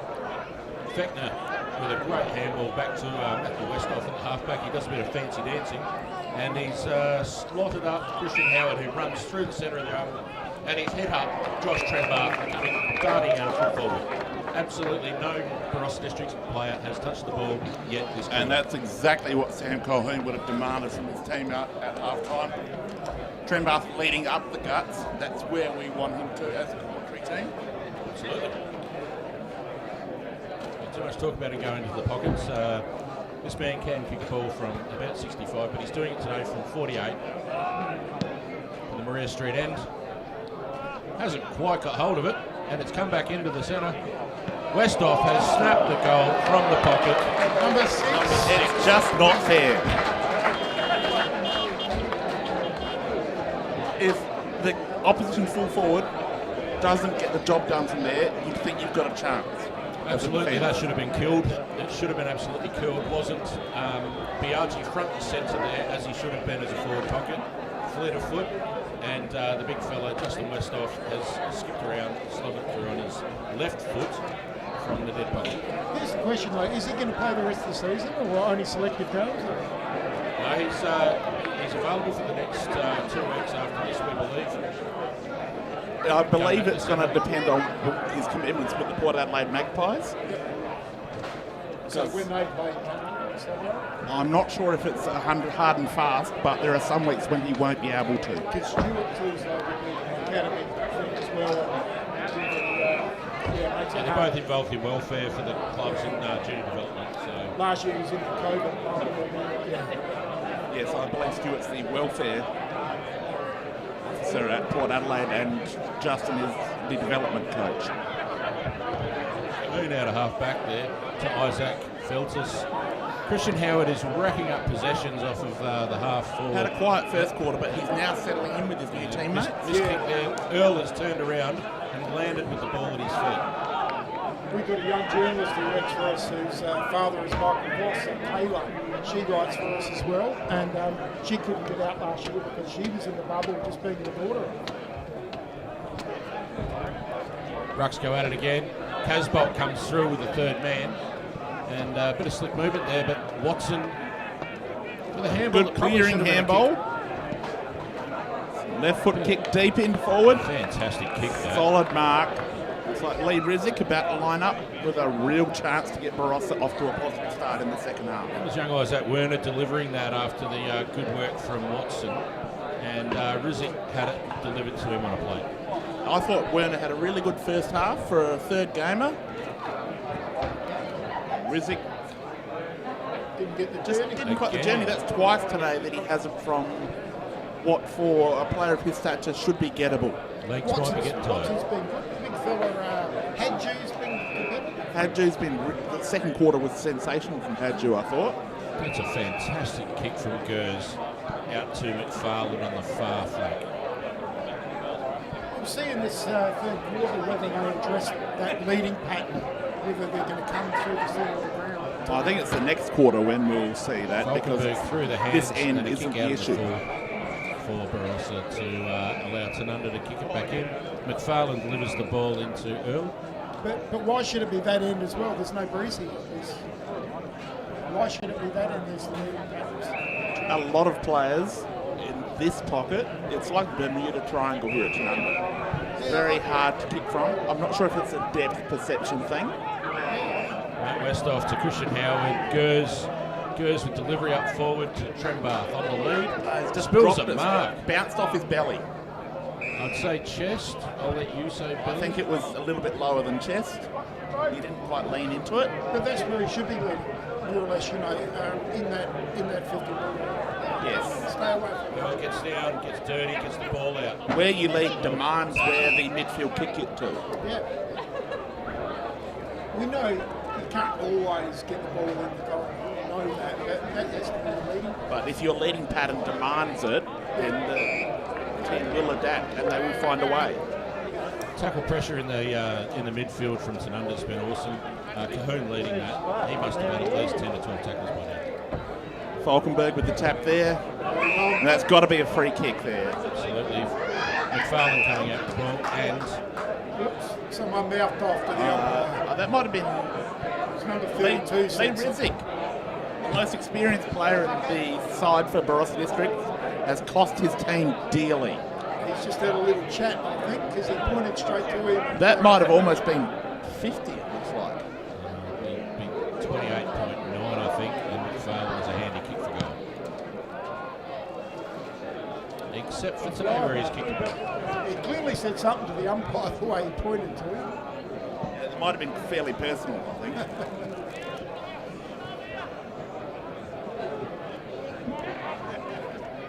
Tanunda setting up for defence, and Barossa has spilt the ball coming out of defence. There's a handball from Biaggi to Trembath, Trembath to Fechner, Fechner handball to Trembath, Trembath on the snap across goal. Hit the ball in the middle. On the belly, that's it. They are inside the line. And we do have a half-time score update from the Kapunda Freeling game. That ball was out before, wasn't it? No. Score opening up, Kapunda 9 goal 10 to Freeling 2 goal 3. So that game heading the way we all anticipated. Still 4 points that Williston hasn't started. The umpire calls for a ball. Strong tackle, Ryan Watson. He's a little ball, isn't he? He has put in a power of work today. He's been good. He is the heart and soul of this team. Good mark. They're going to pay it too. I think it was touched, but it was paid. West Easy out House to West West off. You can see that coming a mile away. Brett Dowse with a great kick. Westhoff has a massive size advantage. With his long arms, there's no way that a defender can stop that without chopping. He's lost a boot here, so we're down for the week. Even thoroughbred racehorses throw shoes occasionally. So he's going to go back from about 30 metres and really acute angle there on the boundary. Kicked one from even tighter than this in the first quarter. The opening goal of the day was tighter than this, wasn't it? Yeah, I'd say he was close to the boundary line. He's quite comfortable from this angle, and it's a good side for him. And I think I've seen plenty of goals from this pocket at Adelaide Oval from him. With a right, on his right boot, the ball should come in from the rifle. So Been more reliable from here than directly in front. Struck the ball well, and a little bit on the inside. Just offline, so it didn't add to his goal tally. on the Burge, Barossa scoreboard 17-6 to 108. Barossa 2-6-18 to 90. Fast break out of the full back line, and it's been the full back has been done for running far too far. Sometimes you've got to try. It might have been about 38 or 39 steps, I reckon. He's only got little legs, that bloke. Ethan Gant, but had the right idea. Probably just needed to bounce it, I reckon. Things are just starting to unravel a little bit.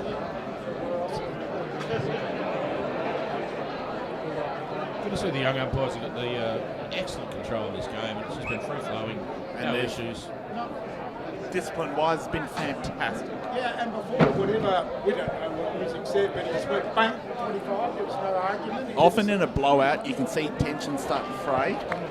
But today, these two young umpires are doing a magnificent job. It's a fantastic hit of the ball from Trembath there, and he's just knocked up his fifth. So will we put the ball up at the end of the day? Can both of them get 10? That could be interesting.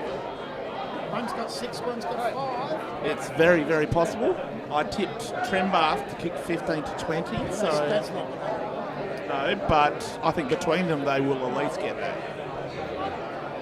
So they've got 11, and you'd think that Barossa might just open up as the game goes on. Yeah, young bodies, a bit lighter. You think that's going to take us toll? We haven't seen injuries take their toll yet. Watson again in the middle, reads the ball beautifully, delivers out to his leading foot forward, but Just back over there, his head. Dowse gets the ball and switches play to Matthew Westhoff. Brett Dowse is another player that may not get mentioned in the best players this week, but has been very, very good back there. Absolutely. Should be noted too, ex-Barossa Districts Junior. Came to Tanunda as a colt, followed some mates up, really keen to play footy up here. And a bit of consternation there early, but has slotted in very well. Bailey Smith to Christian Howard. Christian Howard with a beautiful kick to the Very centre nice of the field. long left foot kick. I think that's going to become a weapon as the season goes on. As he gets used to the conditions and the style of footy, absolutely. Trembath fighting over there in the pockets, and the ball has gone out of bounds. Question without notice, and I haven't seen it out yet today, and I didn't do any research. Agars. Still out with an injury, not quite ready to come back He's in. a gun. He's a week or two away. Lockie Agar's trained here on Tuesday night, apparently. After the 2019, he played the second half of the 2019 grand final with a broken shoulder. He got best on ground. He was a freak. Please He was do a not freak. bring it up. Just let it go. He's a freak. That was against Anguston and Teeks, you're associated. Yeah, we were there broadcasting the game. He was just Thanks, guys. Unstoppable. I'm about to go With missing one in arm. action. Westhoff's taking the ball out of the ruck, giving the handball out. But yes, Lockie Kick the ball up Agars, to one of my McFarlane. favourite footballers. McFarlane's snap in front of goals has been cut off, and the dashing Barossa Districts player comes ripping out. That's young Gandigan. And he's delivered the ball, unfortunately, directly to Matthew Westhoff. But he took the game on, and I like to see that. who They're rebounds not going straight back away. into their Fitner shell. with a turn out of the goals to Cahoon, who slots it. They just leant back and let it go. That's his thing. Yeah, that grand final, he was outstanding. And, we all said that day, a coaching masterclass from Turley tagging Russ completely out of the game in both Yeah, finals. Ben Schiller's going to be, I think he's still trying to get Rusk is still trying to get Ben Schiller out of his underwear. Yeah, Schiller. But he's, Ben Schiller, the former captain here at Tanunda, and still struggling with a bit of bronchitis and post-vintage. And He did a great job in both finals games that year and just taking him completely out. He's a pest. It's probably one of the nicest things I can say about Benny. he's a cracker. He's a pest. He Great guy, but a He did a pest. great job for his coach on 2 finals days. And he's one of those local players that plays for the love of the game and will do anything for his club. As he did on both finals matches that year. Fitner's moved into the middle here, and that's a good intercept there from young Barossa Districts player out the trainer on the wing. Who's then set young Newman loose. Newman's been wrapped up. Fitner with the ball again for Tanunda. Handball work back there was excellent, but unfortunately the kick was poor. Trainer kicks to trainer. Without being rude, Agar's just far too good for So is his brother. Is it the long Possibly, kick of the day? but unfortunately, life sometimes gets in the way of doing other I'm things. just saying, He's been very busy setting up his own business, and that would have precluded him from attempting to play at a higher level. Yeah, no, I'm just saying that ability-wise, he should be higher. Probably lacked the size to have an impact at an SANFL club. Seriously, on the wing kicks the ball up. Trembath then hands the ball off around to Cahoon. Cahoon is caught again. Back to with Trembath. the handball. Back to Cahoon, and a very heavy clash there with Watson. Watson doing everything he can. Westhoff. Watson is a genuine bulldog, isn't he? He is an absolute bulldog. Absolutely. He just plants his jaws down and doesn't let go. That is an excellent kick from Aaron Fitner So to we've Josh got Trembath. Agars and Schiller out. How many others out coming back into the side? Probably about another 3 or 4 on top of that. So 6 out, 6 first choice players. Probably not. Still in a good position to be. Great depth when you consider that last week 7 of the 2s came up, and we've got Colts playing in the 1s. And your Bees won well today.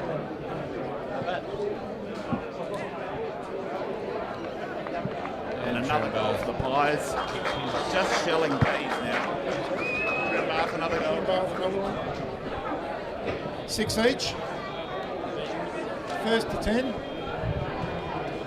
The race is on. I wonder if they're going to have a little side bet. I know I would be. It's a team game up here at Tanunda. We're a team of. I do recall a game, Anguston, many, many years ago. Stephen Moulds and Brenton Jones playing at Yadunda. And once they each hit 10 goals, they were handballing to each other so that they didn't kick 2 in a row. Young rucks go at it. A great ruck tap again. Lee Westhoff in the middle just continues to Hold the ball. And he threw Through it. it. Lee Westhoff at 36 is really just managing himself. Excellent at the moment. Young Liam Tappert still showing some really good flashes today. But really good umpiring there again because he got himself on the right side of the contest to see the throw come out. They do train hard, and especially these two young umpires. They're young and they're dedicated. They are the future, these two. They didn't get blindsided on the other side, so yeah, good positioning. Tappert's just come off. I think he's done a groin. Looks like it. Could be That ball, and he's just put it up immediately. That's really Could be the end of his day, unfortunately. He has shown a lot of promise. Little chip kick inside. Trainer probably just out of range. He's now playing on. He's going for the goal square. Matthew Westhoff. Darren Sharp was right out of position there. Didn't even contest the mark. Lee Westhoff. Just showed a little bit of lack of match conditioning on. Yes, I would say that's a clear hint. He's just not quite there. Lee Westhoff. That's a roll with the foul. He's getting the ball plenty out of the middle today. Benny Bauji on the wing. None of the small players really coming into the game now. Luke Snowden there just leading up. Deep on the wing though. Got to look to bring that in. A lot of blokes walking around in the middle of the field. No urgency from Tanunda at this stage. Justin Westhoff being held on to. That's going to be pretty standard for him. That's going to be the story of the season, I think. Players are going to panic. He was double tagging him too, so hit him up. He just gets the ball, went back and didn't take his time. Bath a bit over his head there. Sam Briggs made a great effort to try and get the ball again with a handball. It's all starting to unravel a little bit here, I think. Handball back to Watson as he kicks around his body. Hasn't stopped trying, has he? Kicks to space. Kicked it into space, which Some not would gonna say work. that two ruckmen there, one of them was hanging on the other. Justin Westhoff pushed right up to the centre of the ground, chips it out wide. Just waxing now, the two. Lachlan Young there really putting in an effort to try and stem the flow. Has he done much training, Justin? Yeah, he's well, his father played till he was 42 at the one, so they're pretty naturally fit. Well, but Yes, he has been out of few training the last few weeks. I have heard reports from some spies. Yeah, no, he's been training up here. He's also trains downtown. He'd have a big engine anyways. He's always been good with endurance. Anyone who plays AFL footy's got a huge engine.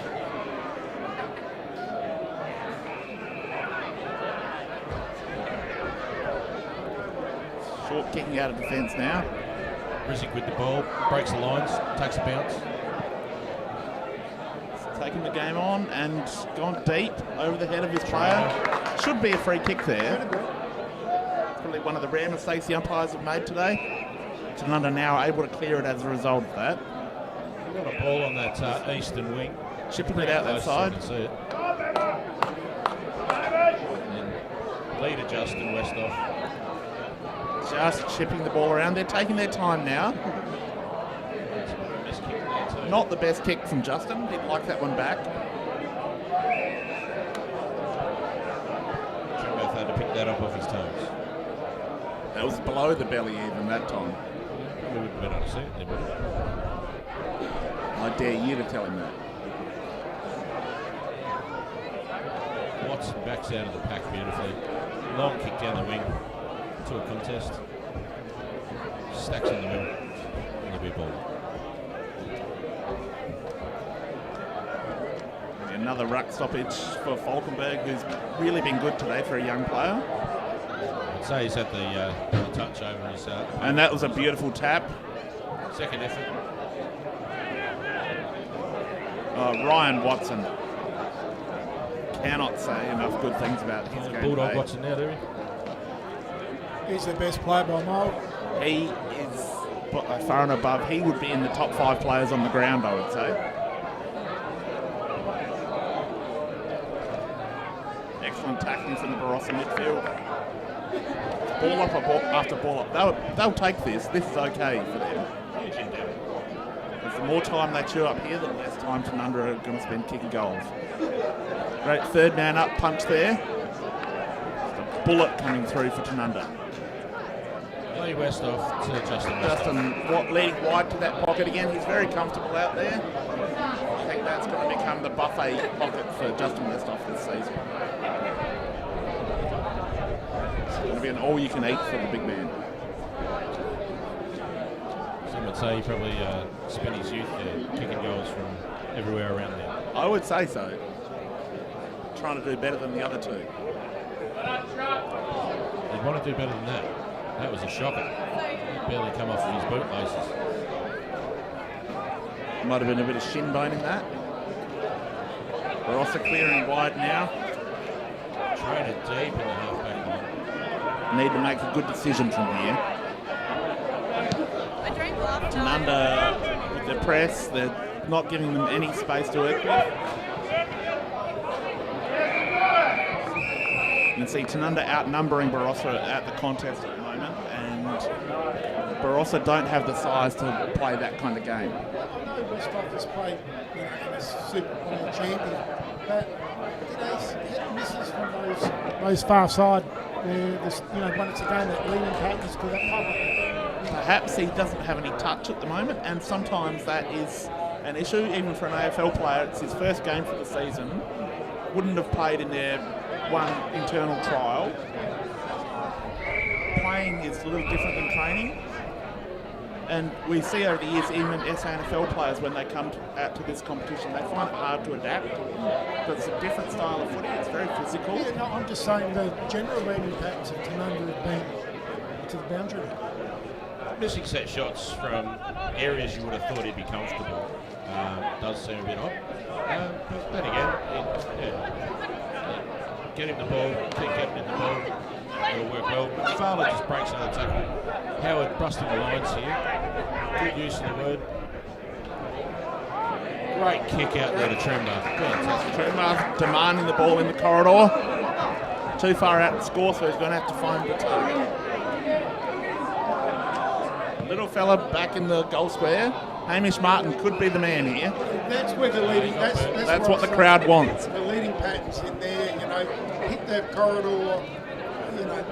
That's where they should be. So Justin Westhoff's going to have a shot on the 45, but Hamish Martin's got every right to be absolutely disgusted. Standing at the top of the goal square and got burnt. He's got third-degree burns. He's a fairly pale sort of a unit. Straight over the goal line. Straight over the head. He's straightened that up. So we go to the Burge Barossa scoreboard. It's Tanunda 21 goals, 6, 132. They're defeating Barossa Districts 2-6-18. So 7 goal 2 for Westhoff now. And we were just lamenting that he hasn't been quite as accurate as he needs to be, but 7-2 is still a good return. I really wasn't having to go at Westhoff. I'm more having to go at the leading patterns of Tanunda. And again, that's something that they'll work on as they play more football together. That's a magnificent tap down to Lockie Earl. What a great picked the ball up. Hamish Martin, his handball out. Colvin from where he kicked the goal earlier. Great kick. Stuff in the middle, looking in the centre. This should be a certainty for one of the smoothest players in the BLJ. So should have had a burner for the leg, medal around his neck. Absolutely should have. There's 2 seasons in particular where I thought that he did not get anywhere near the votes he deserved. I'm not going to say say who he should have beaten, but I believe that there were 2 years where he should have been in the top 3 and wasn't even close. Just offline. It's just off behind. Probably just 2 years ago he would have kicked that. Absolutely. Getting a little older and a little heavier. Far side of the ground. Rizek making a fast break. Barossa in the open now. This is where they need it. Werner. It's a great kick. That is And fantastic. straight on with the chest was shut. Werner has delivered a couple of really good balls into the 50 today, It's too far for Sharpie to get. but he's looking inside. And that is a fantastic by Strong grab 2 under on a lot 1 of pressure. Got But himself in that's front of the pack. that's a positive play again for Barossa. They didn't finish it off, but to see kids like Isaac Werner take the ball on the wing and just run with confidence and deliver Just to the beautifully. middle to Lockie Earl. Earl in his first game back will be starting to feel it now. The lactates. It'll be an entire herd of cows worth of lactose. Isaac Francis now. High ball to Ruckman and Westwood. Beautifully read.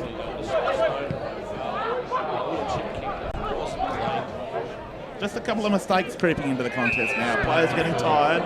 They've had to work hard both Snowden, games. beautiful kick. The far Douse side. out to the far side. To Lee Westhoff.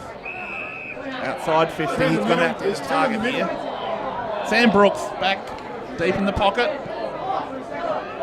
Hammer. Oh, there we go. Hamish Martin giving the people what they want. Absolutely. He's walked back Young confidently fella on in the his first too. game. The young Colts up the back here are loving it. All his mates.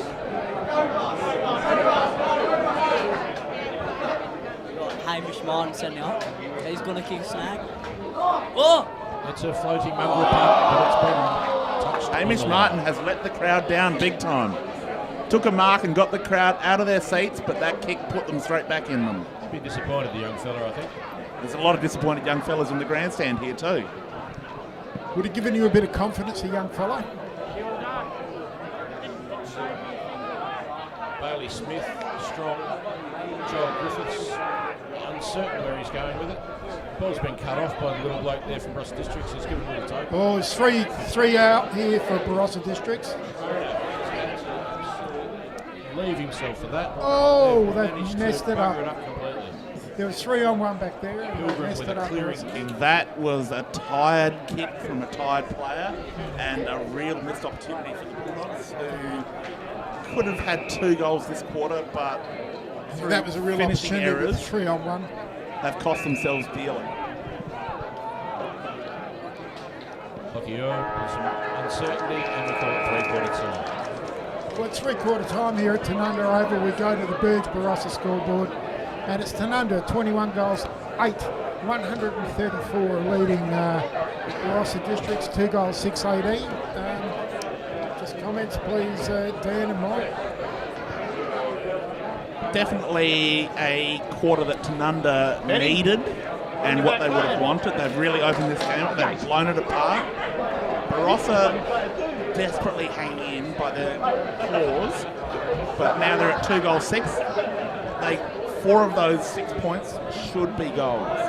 Just finishing errors and mistakes by a young team under pressure. I think they're, to be fair, Barossa probably chasing disrespect at the moment, but Tanunda would be looking to really put their foot down.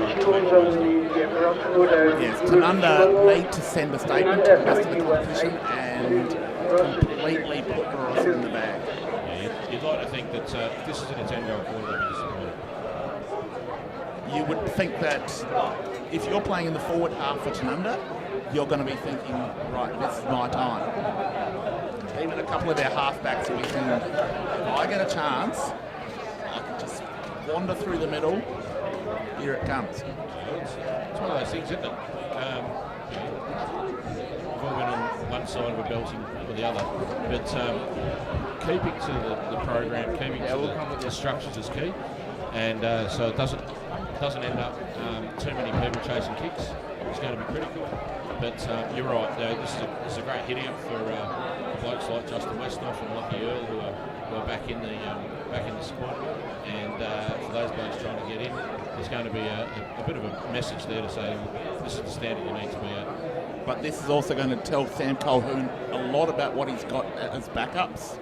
Kids like Hamish Martin playing their first game today have shown enough to give him confidence that if he does have injuries late in the season in his squad, he can tap these young fellas on the shoulder and know he's going to get something. Absolutely.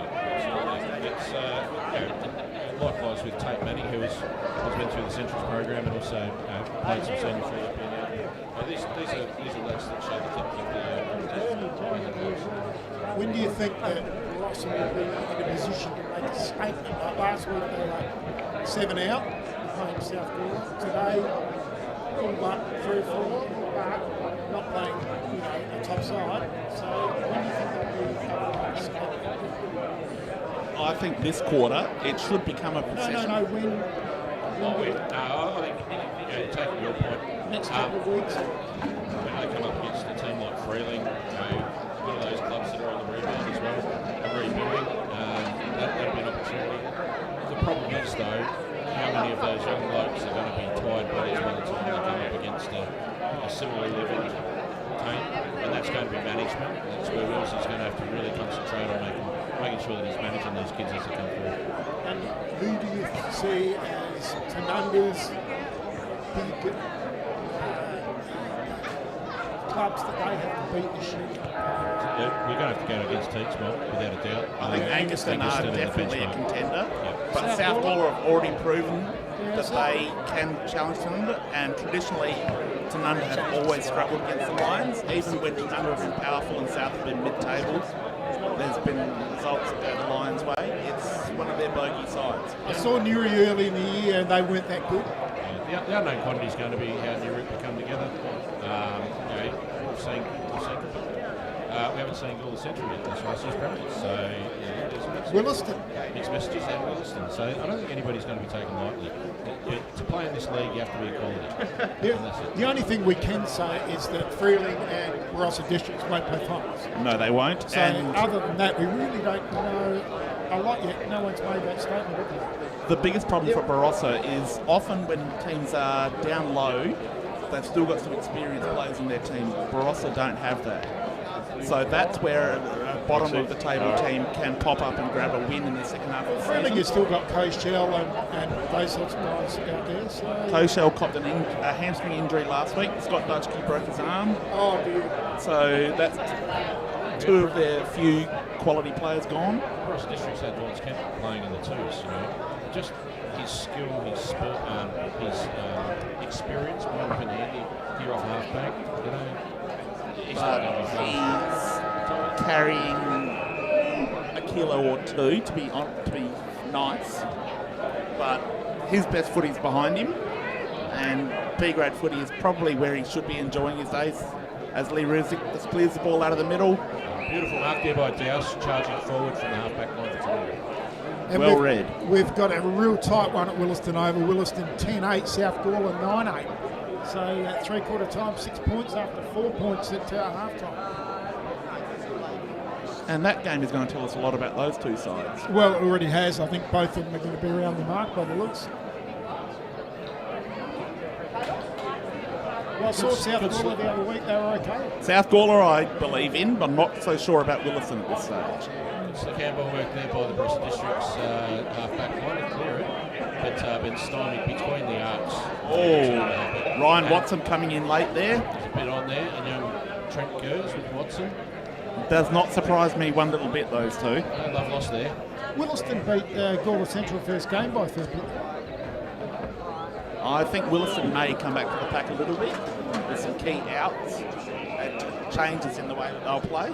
Barclay's a huge out. He's probably the best, just a great defender. Yes, and that's the kind of player that you can't replace easily. No. You can't bring a junior up to play like an Alex Barclay does. Pretty stagnant there on Barossa District's half forward. Not a lot of positive movement from anyone at this stage. Brad Mercer from Gawler Central's the 100-goal kicker on many occasions. When he heard that Barclay was out, he commented, best news he's heard for ages. Yes, Barclay, one of the most reliable defenders the league's seen in recent years. And I love being there at Williston under Rocker when Barclay was there. He was hard. Distance moving forward. It's been cut off again by Tanunda's halfback line. Matt Westhoff has played a great role across halfback today, just marshalling the troops. Good captain's role. Lockie's been called for a throw right in front of the umpire, and I can't believe that was given. Well, the umpire was on the other side of the play from where we are, so unfortunately we can't really call it. So Jared Trainer's got the ball. He's going to be kicking for goal from 51 to 52 metres. I've already seen he's going to struggle with this. This is going to drop short, so that's where players should be putting their concentration. See Matthew Westhoff already there. Yes, he's sitting there ready for the ball to drop short so he can take off. Smart player. Fair wind up. He got the distance, not the effort. It's good effort. And here they go away on the far side of the ground there. So Trent Gers has been good today there. Trent Gers, Streaming through the middle of the ground now. really good player. He's going to be Great very kicking solid in. for the Pies if he stays healthy all season.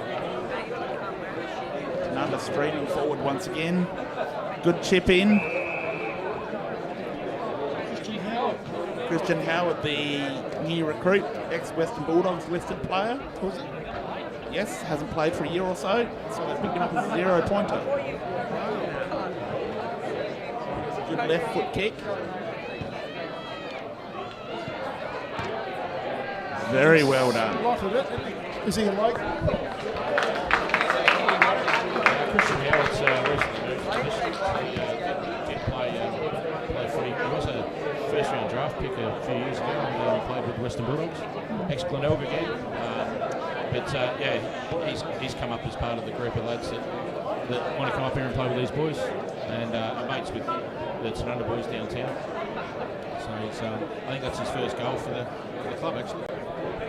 Gee, he's going to be a handy pickup. If he was a first-round draft pick. I think he ended up playing about 20 or so games for Western Bulldogs.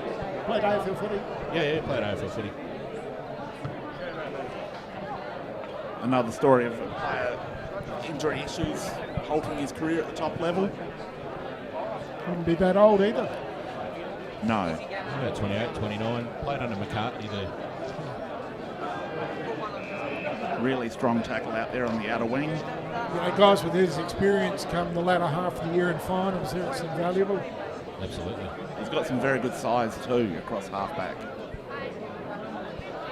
Oh, there seems to be a poke in the eye. Cahoon's copped one by the looks.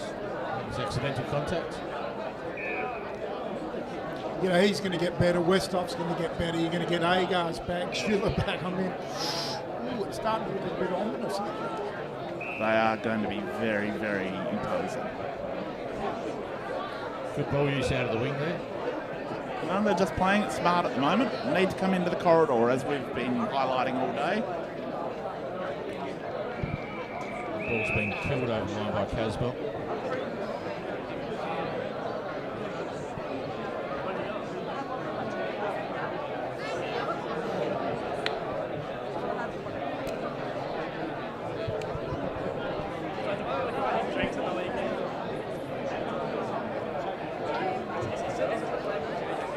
Waiting for the ball to be thrown back in. Too rough to go at it.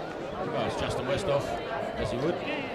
Nearly took it out one-handed. To Cahoon to Westhoff again. Driving it Driven long. long, but it's out of bounds on the field. I think that these are the sorts of things that are going to come in the next few weeks. He's going to start getting all of these. What are you doing? You're saying Gary Pretty tasty thought, isn't it? That you got somebody that can play 6'7", 6'8", that's comfortably able to play midfield. On a wing, on a flank, in a key position. in the ruck. I think he's played everywhere. I don't think he's been on the bench yet. Not today. That's where good footballers often end up. They actually made the comment on Channel 7 or Fox the other week that if they'd known that the medical sub was going to be introduced, they would have encouraged Westhoff to stay because he could have played anywhere as the medical sub. Absolutely, he's the perfect sort of player for that role. You know, often coming on in the third or the fourth quarter, age wouldn't be less of an issue.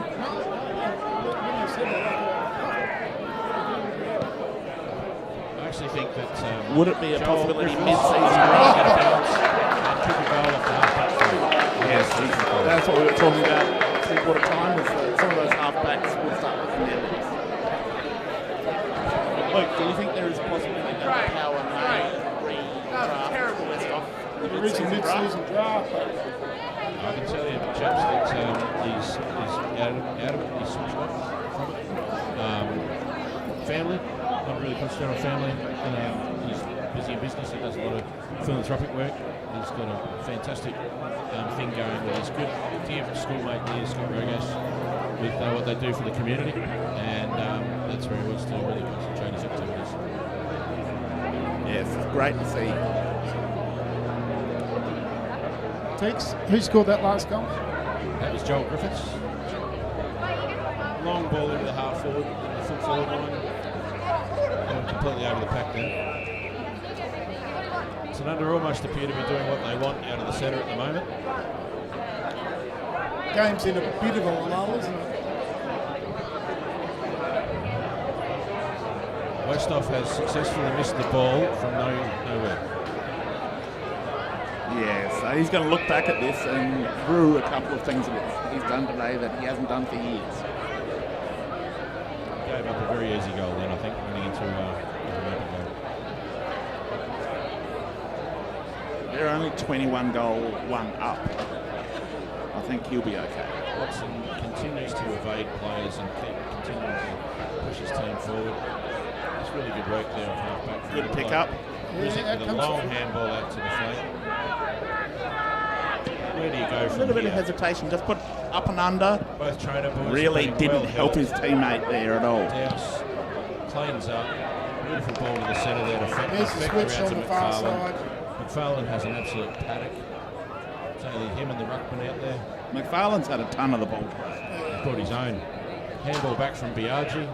McFarlane down into full forward to Justin Westhoff. And this pocket is easier to kick from than the dead pocket. Absolutely. Let's go back to goal number 8. It's Justin Westhoff.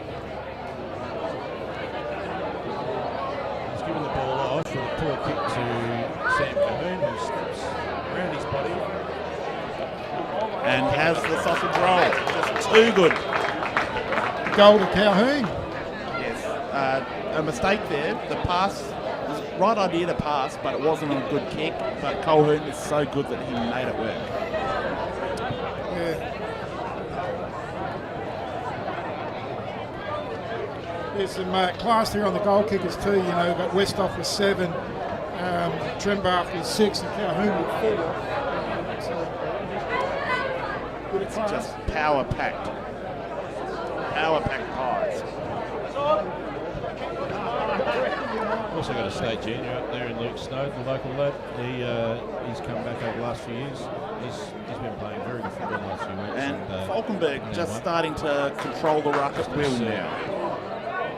Fetner delivery out of the centre off the great right side. And now we've got Tremba rolling back after a Luke Hadji's put up a great fight for 3 quarters, but starting to tire now. And his equally young opponent, Falkenberg, just doing it at will. I think just looking at the two of them, you can see there's a bit of size difference there. Falken's just a bit more solid, and you just can't keep pushing up against the ball all day. No. Directly behind, great camera work, directly behind the goal kicker, Trembach now. Beautiful, straight over the umpire's head. The two key forwards now have 7 each. Probably not enough time to get 10, but that's a huge day for both, isn't it? 7 each. absolutely. There's probably 7 or 8 minutes left in the quarter.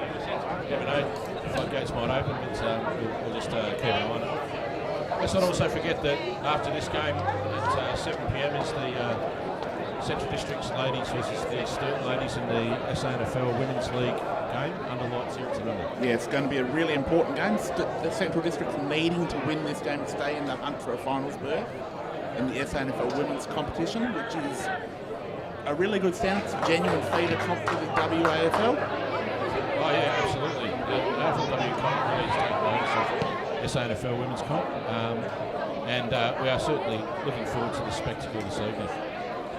So if you're at home, if you're not doing anything tonight, it's going to be good And conditions the game out will here. be live streamed, but I think the SANFL will bring the crew down as well. But definitely, if you have the opportunity, get down here and Oh, watch most it. definitely. Nothing beats seeing it live. Some of the girls, you will be surprised at their skill, their speed, and their strength. Fearlessness, absolute fearlessness with the girls, I've noticed, and there's a lot of BLG ladies involved too. Girls that have grown up either through the junior football program here or have come back to the sport after have been forced to drop out at the under 13s level.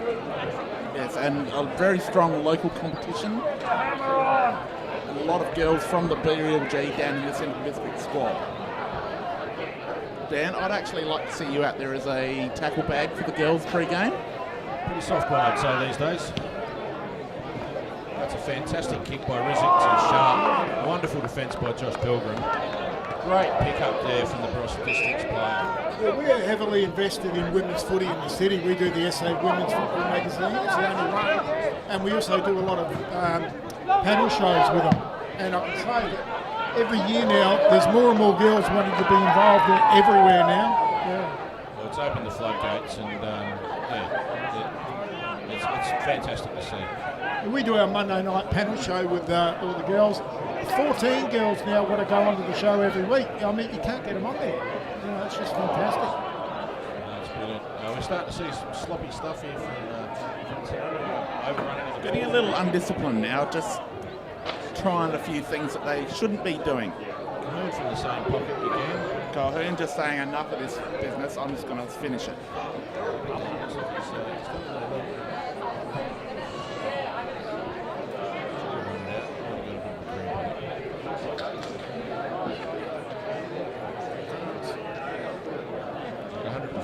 Points. It's really blown out. We're That's a long great way mark. out, Teeks. Long way out from the end of the game. Sam Colhoun pulled up a little sore after that goal. No, I meant our margins. Yes, but you'd think that he could head to the bench now and say, job done. Just coach from the bench for the rest of the game. And after the game, we do have the award for the best player on the ground. And, Yes, we do. And Teeks and Dan, they can tell us a little bit more about that for the Tanunda Football Club. So we'll be awarding the Gerhard Leopold Poison Road Medal for the Anzac Day today, for the Anzac medalist. And named after Mr. Wilson. He was Born in Tanunda. born in Tanunda. Yeah. He was 30 when he enlisted. That was when he embarked. Yep. So probably 29 when he enlisted. Local labourer. Yes. Brother of Mr. Moritz Ernest Oitzenroder. And yes, served gallantly. Killed in action in France in 23rd of July 1916. So in those horrific conditions on the Western Front. Absolutely. Very brave man. Fought with the 27th Battalion, 6th Rifles. So we're paying respect to Mr. Hoytzenroder, not just him, but to his family and to his comrades.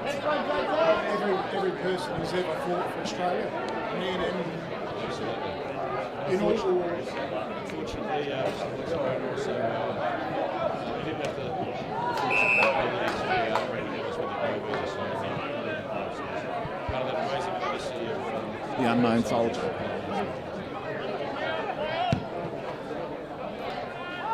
But yes, we remember people like him every year, not only on Anzac Day, but at other times. It's something that we do honour as a country. So we should. There was a lull there where Anzac Day just dropped off a little bit. Now it's about bigger than ever. That's right, and we're back paying the respect that it deserves. And Tanunda back in their forward 50 again, but they just sort of seem to be going with the flow at the moment. There's no real urgency.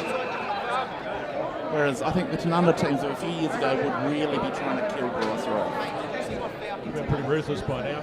Yes, I would have been paying for blood. not quite seeing that today. A different group. I was probably expecting 30 goals.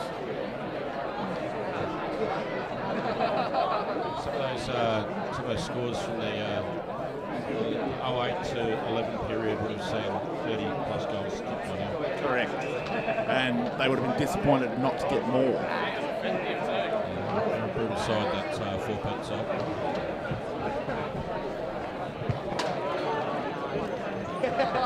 Yes, very different kind of team. No Luke Wells in this side. That makes a huge difference. He's applying his training reserves and teaching young blokes. But in front of the Kegel barn, the ball goes up again with a clearing kick out from Barossa Districts, but marked by Lockie Earl. There's a player on in the centre, that's young Griffiths. Griffiths is moving it down now to Matthew Westhoff, the skipper. Westhoff putting it straight out onto the chest of his elder brother, Justin. Into that pocket again. It's, I think he's in a very kickable angle. Going for goal number 9. Goal number 8.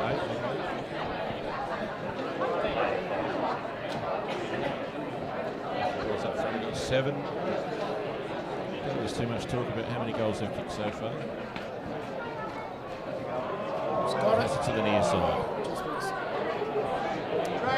So we go to the Burge Barossa scoreboard. It's Tanunda 26 goals and 11. 160 playing Barossa Districts 2 The Districts are pursuing with this run out of the back of the pack. Long kick to the wing. Unfortunately, they're keen to an area where Tanunda are outnumbering them every time. Absolutely. It's not working, and there should be a plan B. It hasn't worked all day, unfortunately. So It's disappointing that they haven't had someone go out to them and say, look, let's just kick short, let's maintain possession for a while and see how we go. there were patches where they actually did that. That resulted in one of their couple of goals. And certainly their forays forward where they've shown greater structure works. It's lack of experience out there. Watson again continues to battle hard. Watson's been fantastic today. I think Tanunda would be 30 goals. It would be interesting to see the umpires' votes after this game to see if Watson is even in the discussion. I don't think he can. Makes it very hard. I'd comfortably put him in the top 5. Yes, I think he'd be in the discussion. I think there would be a short list they would whittle it down from. Just in general, though, when a side wins, I know you see it all the vote getters come from the Look at the work, the really bullocky work that players like Earl and McFarlane and Fecton have done out of the middle. McFarlane's got to be 3 votes for sure. McFarlane's had a heap of fun. There's a free kick to Barossa in the back line. And he's a known Known vote getter, yes. he's won Friswick with the ball takes a bounce.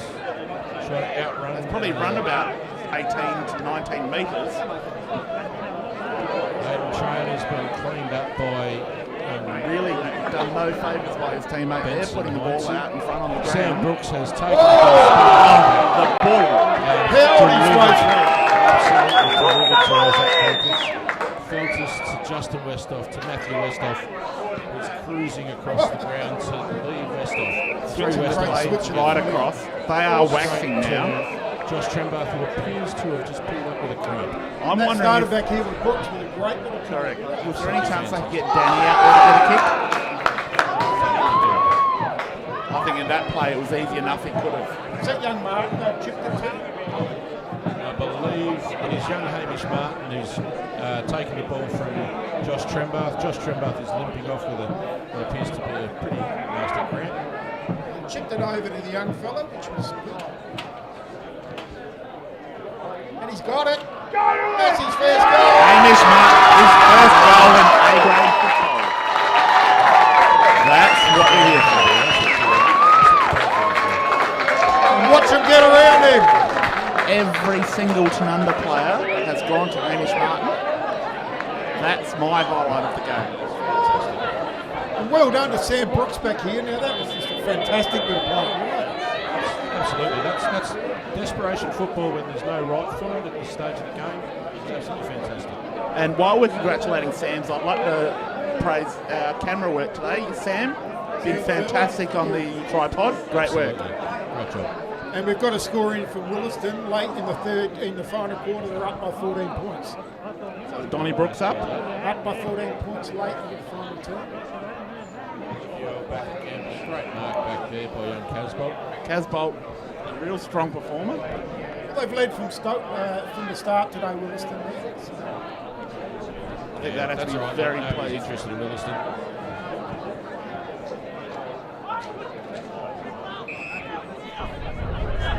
That's very politically incorrect, and I think that you'll get yours someday. I'm sure. Kapunda still well in front there, Fred. I was involved in Williston for 1 year. My brother won. Then they got rid of you? Won a senior golf premiership. No, put me in the precinct. So, brother kicked 3 goals in a senior golf premiership in 93 there. As Rizzick goes for a long shot, and unfortunately the wrong side of the stick. And you're at Angaston tomorrow, mate? That's correct. Anzac Day game at Angaston tomorrow. Angaston v Newry, one of the old rivalries.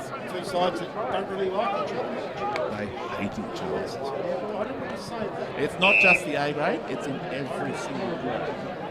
It's got a lot to do with the fact that it used to be a day's horse ride between ourselves, so we never used to see each other. But now you've got the kids all go to school together at high school. So they all they're in each other's pockets all week. They get to play each other on the weekend to see who's better. The netball, there's a serious rivalry there as well. The atmosphere at Angaston will be, if you think the atmosphere is good here today, come to Angaston tomorrow. I know Jamo, I did a game a few years ago with Newry, and he calls Newry Angaston War. That might be giving them a little bit too much credit. I was going to say his geography might be out as well. Keegan's a bit old. Barley Smith there on his knees. He's actually had a very quiet day for that. He's talented. But he stood up when he's had to. Yeah, absolutely. And in defence, he's not had a lot of work to do, but he's never gone wanting. Crashbolt again, looks like he's cramping up. Not surprising, can't blame him, he's done a lot of work down back today.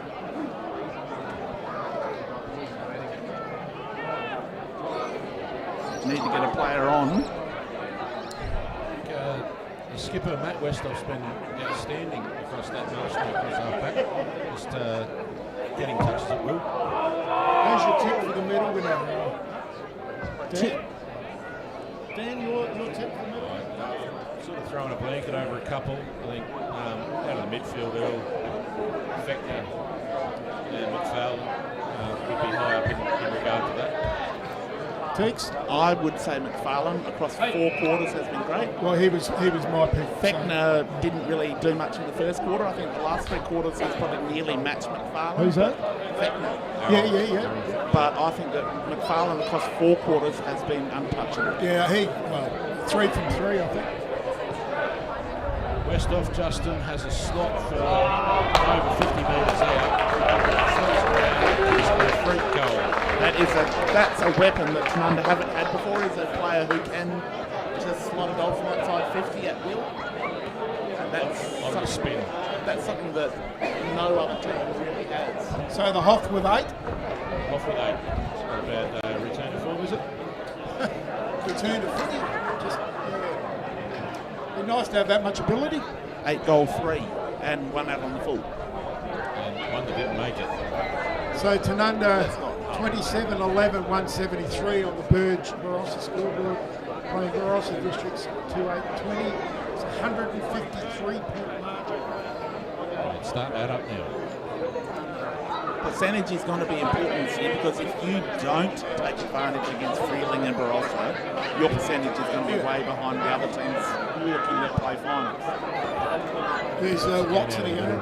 And if you're a Williston, South Gawler, Kapunda looking to get into the 4, games against these bottom teams are going to be crucial. Yeah. And it's not unkind to say they're going to be delicious bottom. football off half-back. Joel Griffiths off half-back. That left foot along the line was as good as you'll see. Some might have said he kicked that from in the first row of the standing. He could have been, but let's not be picky. Oh, it was beautiful to watch. And it is hard to kick through spectators. And Justin Westhoff has been pulled back. There's the siren, and the Hoff, as he started the game with the first goal, is he going to finish it with that? Going for number 9. I think so.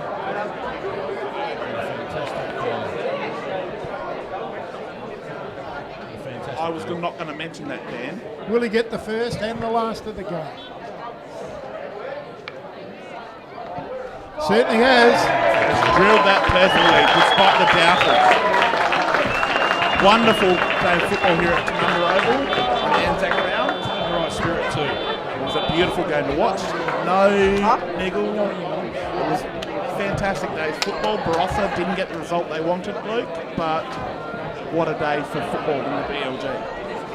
We saw a top quality country side. No, it's a top quality side. Just forget the word country. It's a top quality side up against a side that's very young, inexperienced, with a handful or a smattering of older players, and it just showed over the 4 quarters that the quality of the Tanunda side was just too great. Just on the Birch Barossa scoreboard, the final scoreboard, it's 28 goals, 11, 170. Played Barossa Districts 2820. So it's a massive margin. Goal kickers, Westcott with 9. With 9. Trimrath with 7. Calhoun with 4.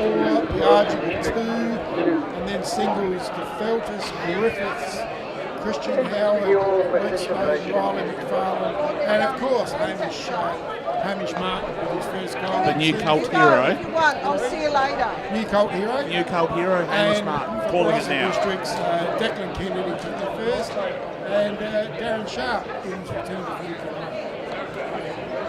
Definitely a real learning experience today for the young Barossa side, and they say it builds character, but it also hurts. That's one of the most one-sided games I've seen in the end. One of the most one-sided games I've seen for a long time.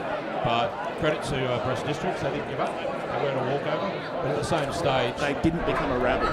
you're right. The talent depth on this side, as they come together, should send a fair signal to the rest of the competition that there's a bit to come from the Tanunda. 159 points is massive.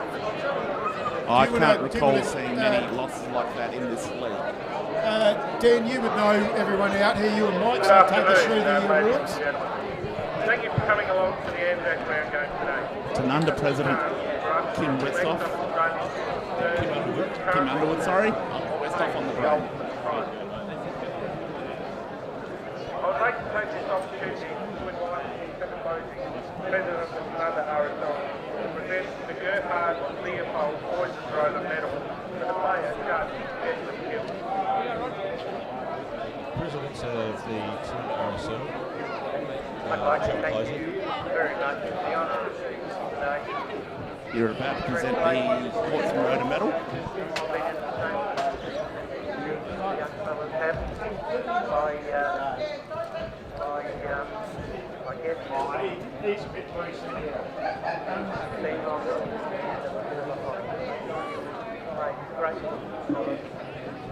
I just hear that Trevor's actually commenting similarly to us that the winner of the medal is Sam Calhoun.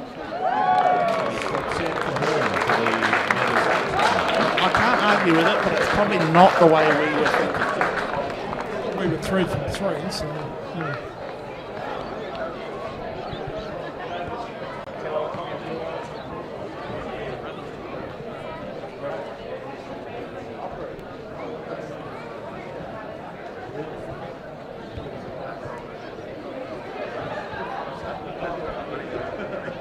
Oh well, that brings in a wonderful day's football at Tanunda. Or actually, no, it doesn't, because if you're around 7 o'clock tonight. Thanks everyone for coming along today. It was a great day for Barossa. Thanks for coming out and having a crack. Obviously, it's a bit disappointing result, but I'm sure you guys got up a few wins around the year. Well, boys, well, see you around. Lost up last week. Yeah, 7 o'clock tonight, Central District. Thank you, Trevor, and thank you, Sam. We'd like to invite you to stay for the SFLW game between Central District and Third Adelaide. Thank you very much. Thank you, Football continues. Yes. You want to say something, Dan, being past president and running it? Well, these days are always special. Really done a fantastic job again for fantastic day. Special mentions to the uploads, fantastic, really good quality. All over though, the presentation of the oval, the presentation of the facilities here are always outstanding, and yeah, we continue to see country footy at its best at places like this. Just a faultless day, wasn't it, from the Tanunda Football Club? I think so. Barossa District's juniors towelled Tanunda juniors today. It shows that they've got a really good future, and this shows where country footy's at. And thank goodness we're all back here and we can all enjoy it together, and we can have this conviviality and camaraderie.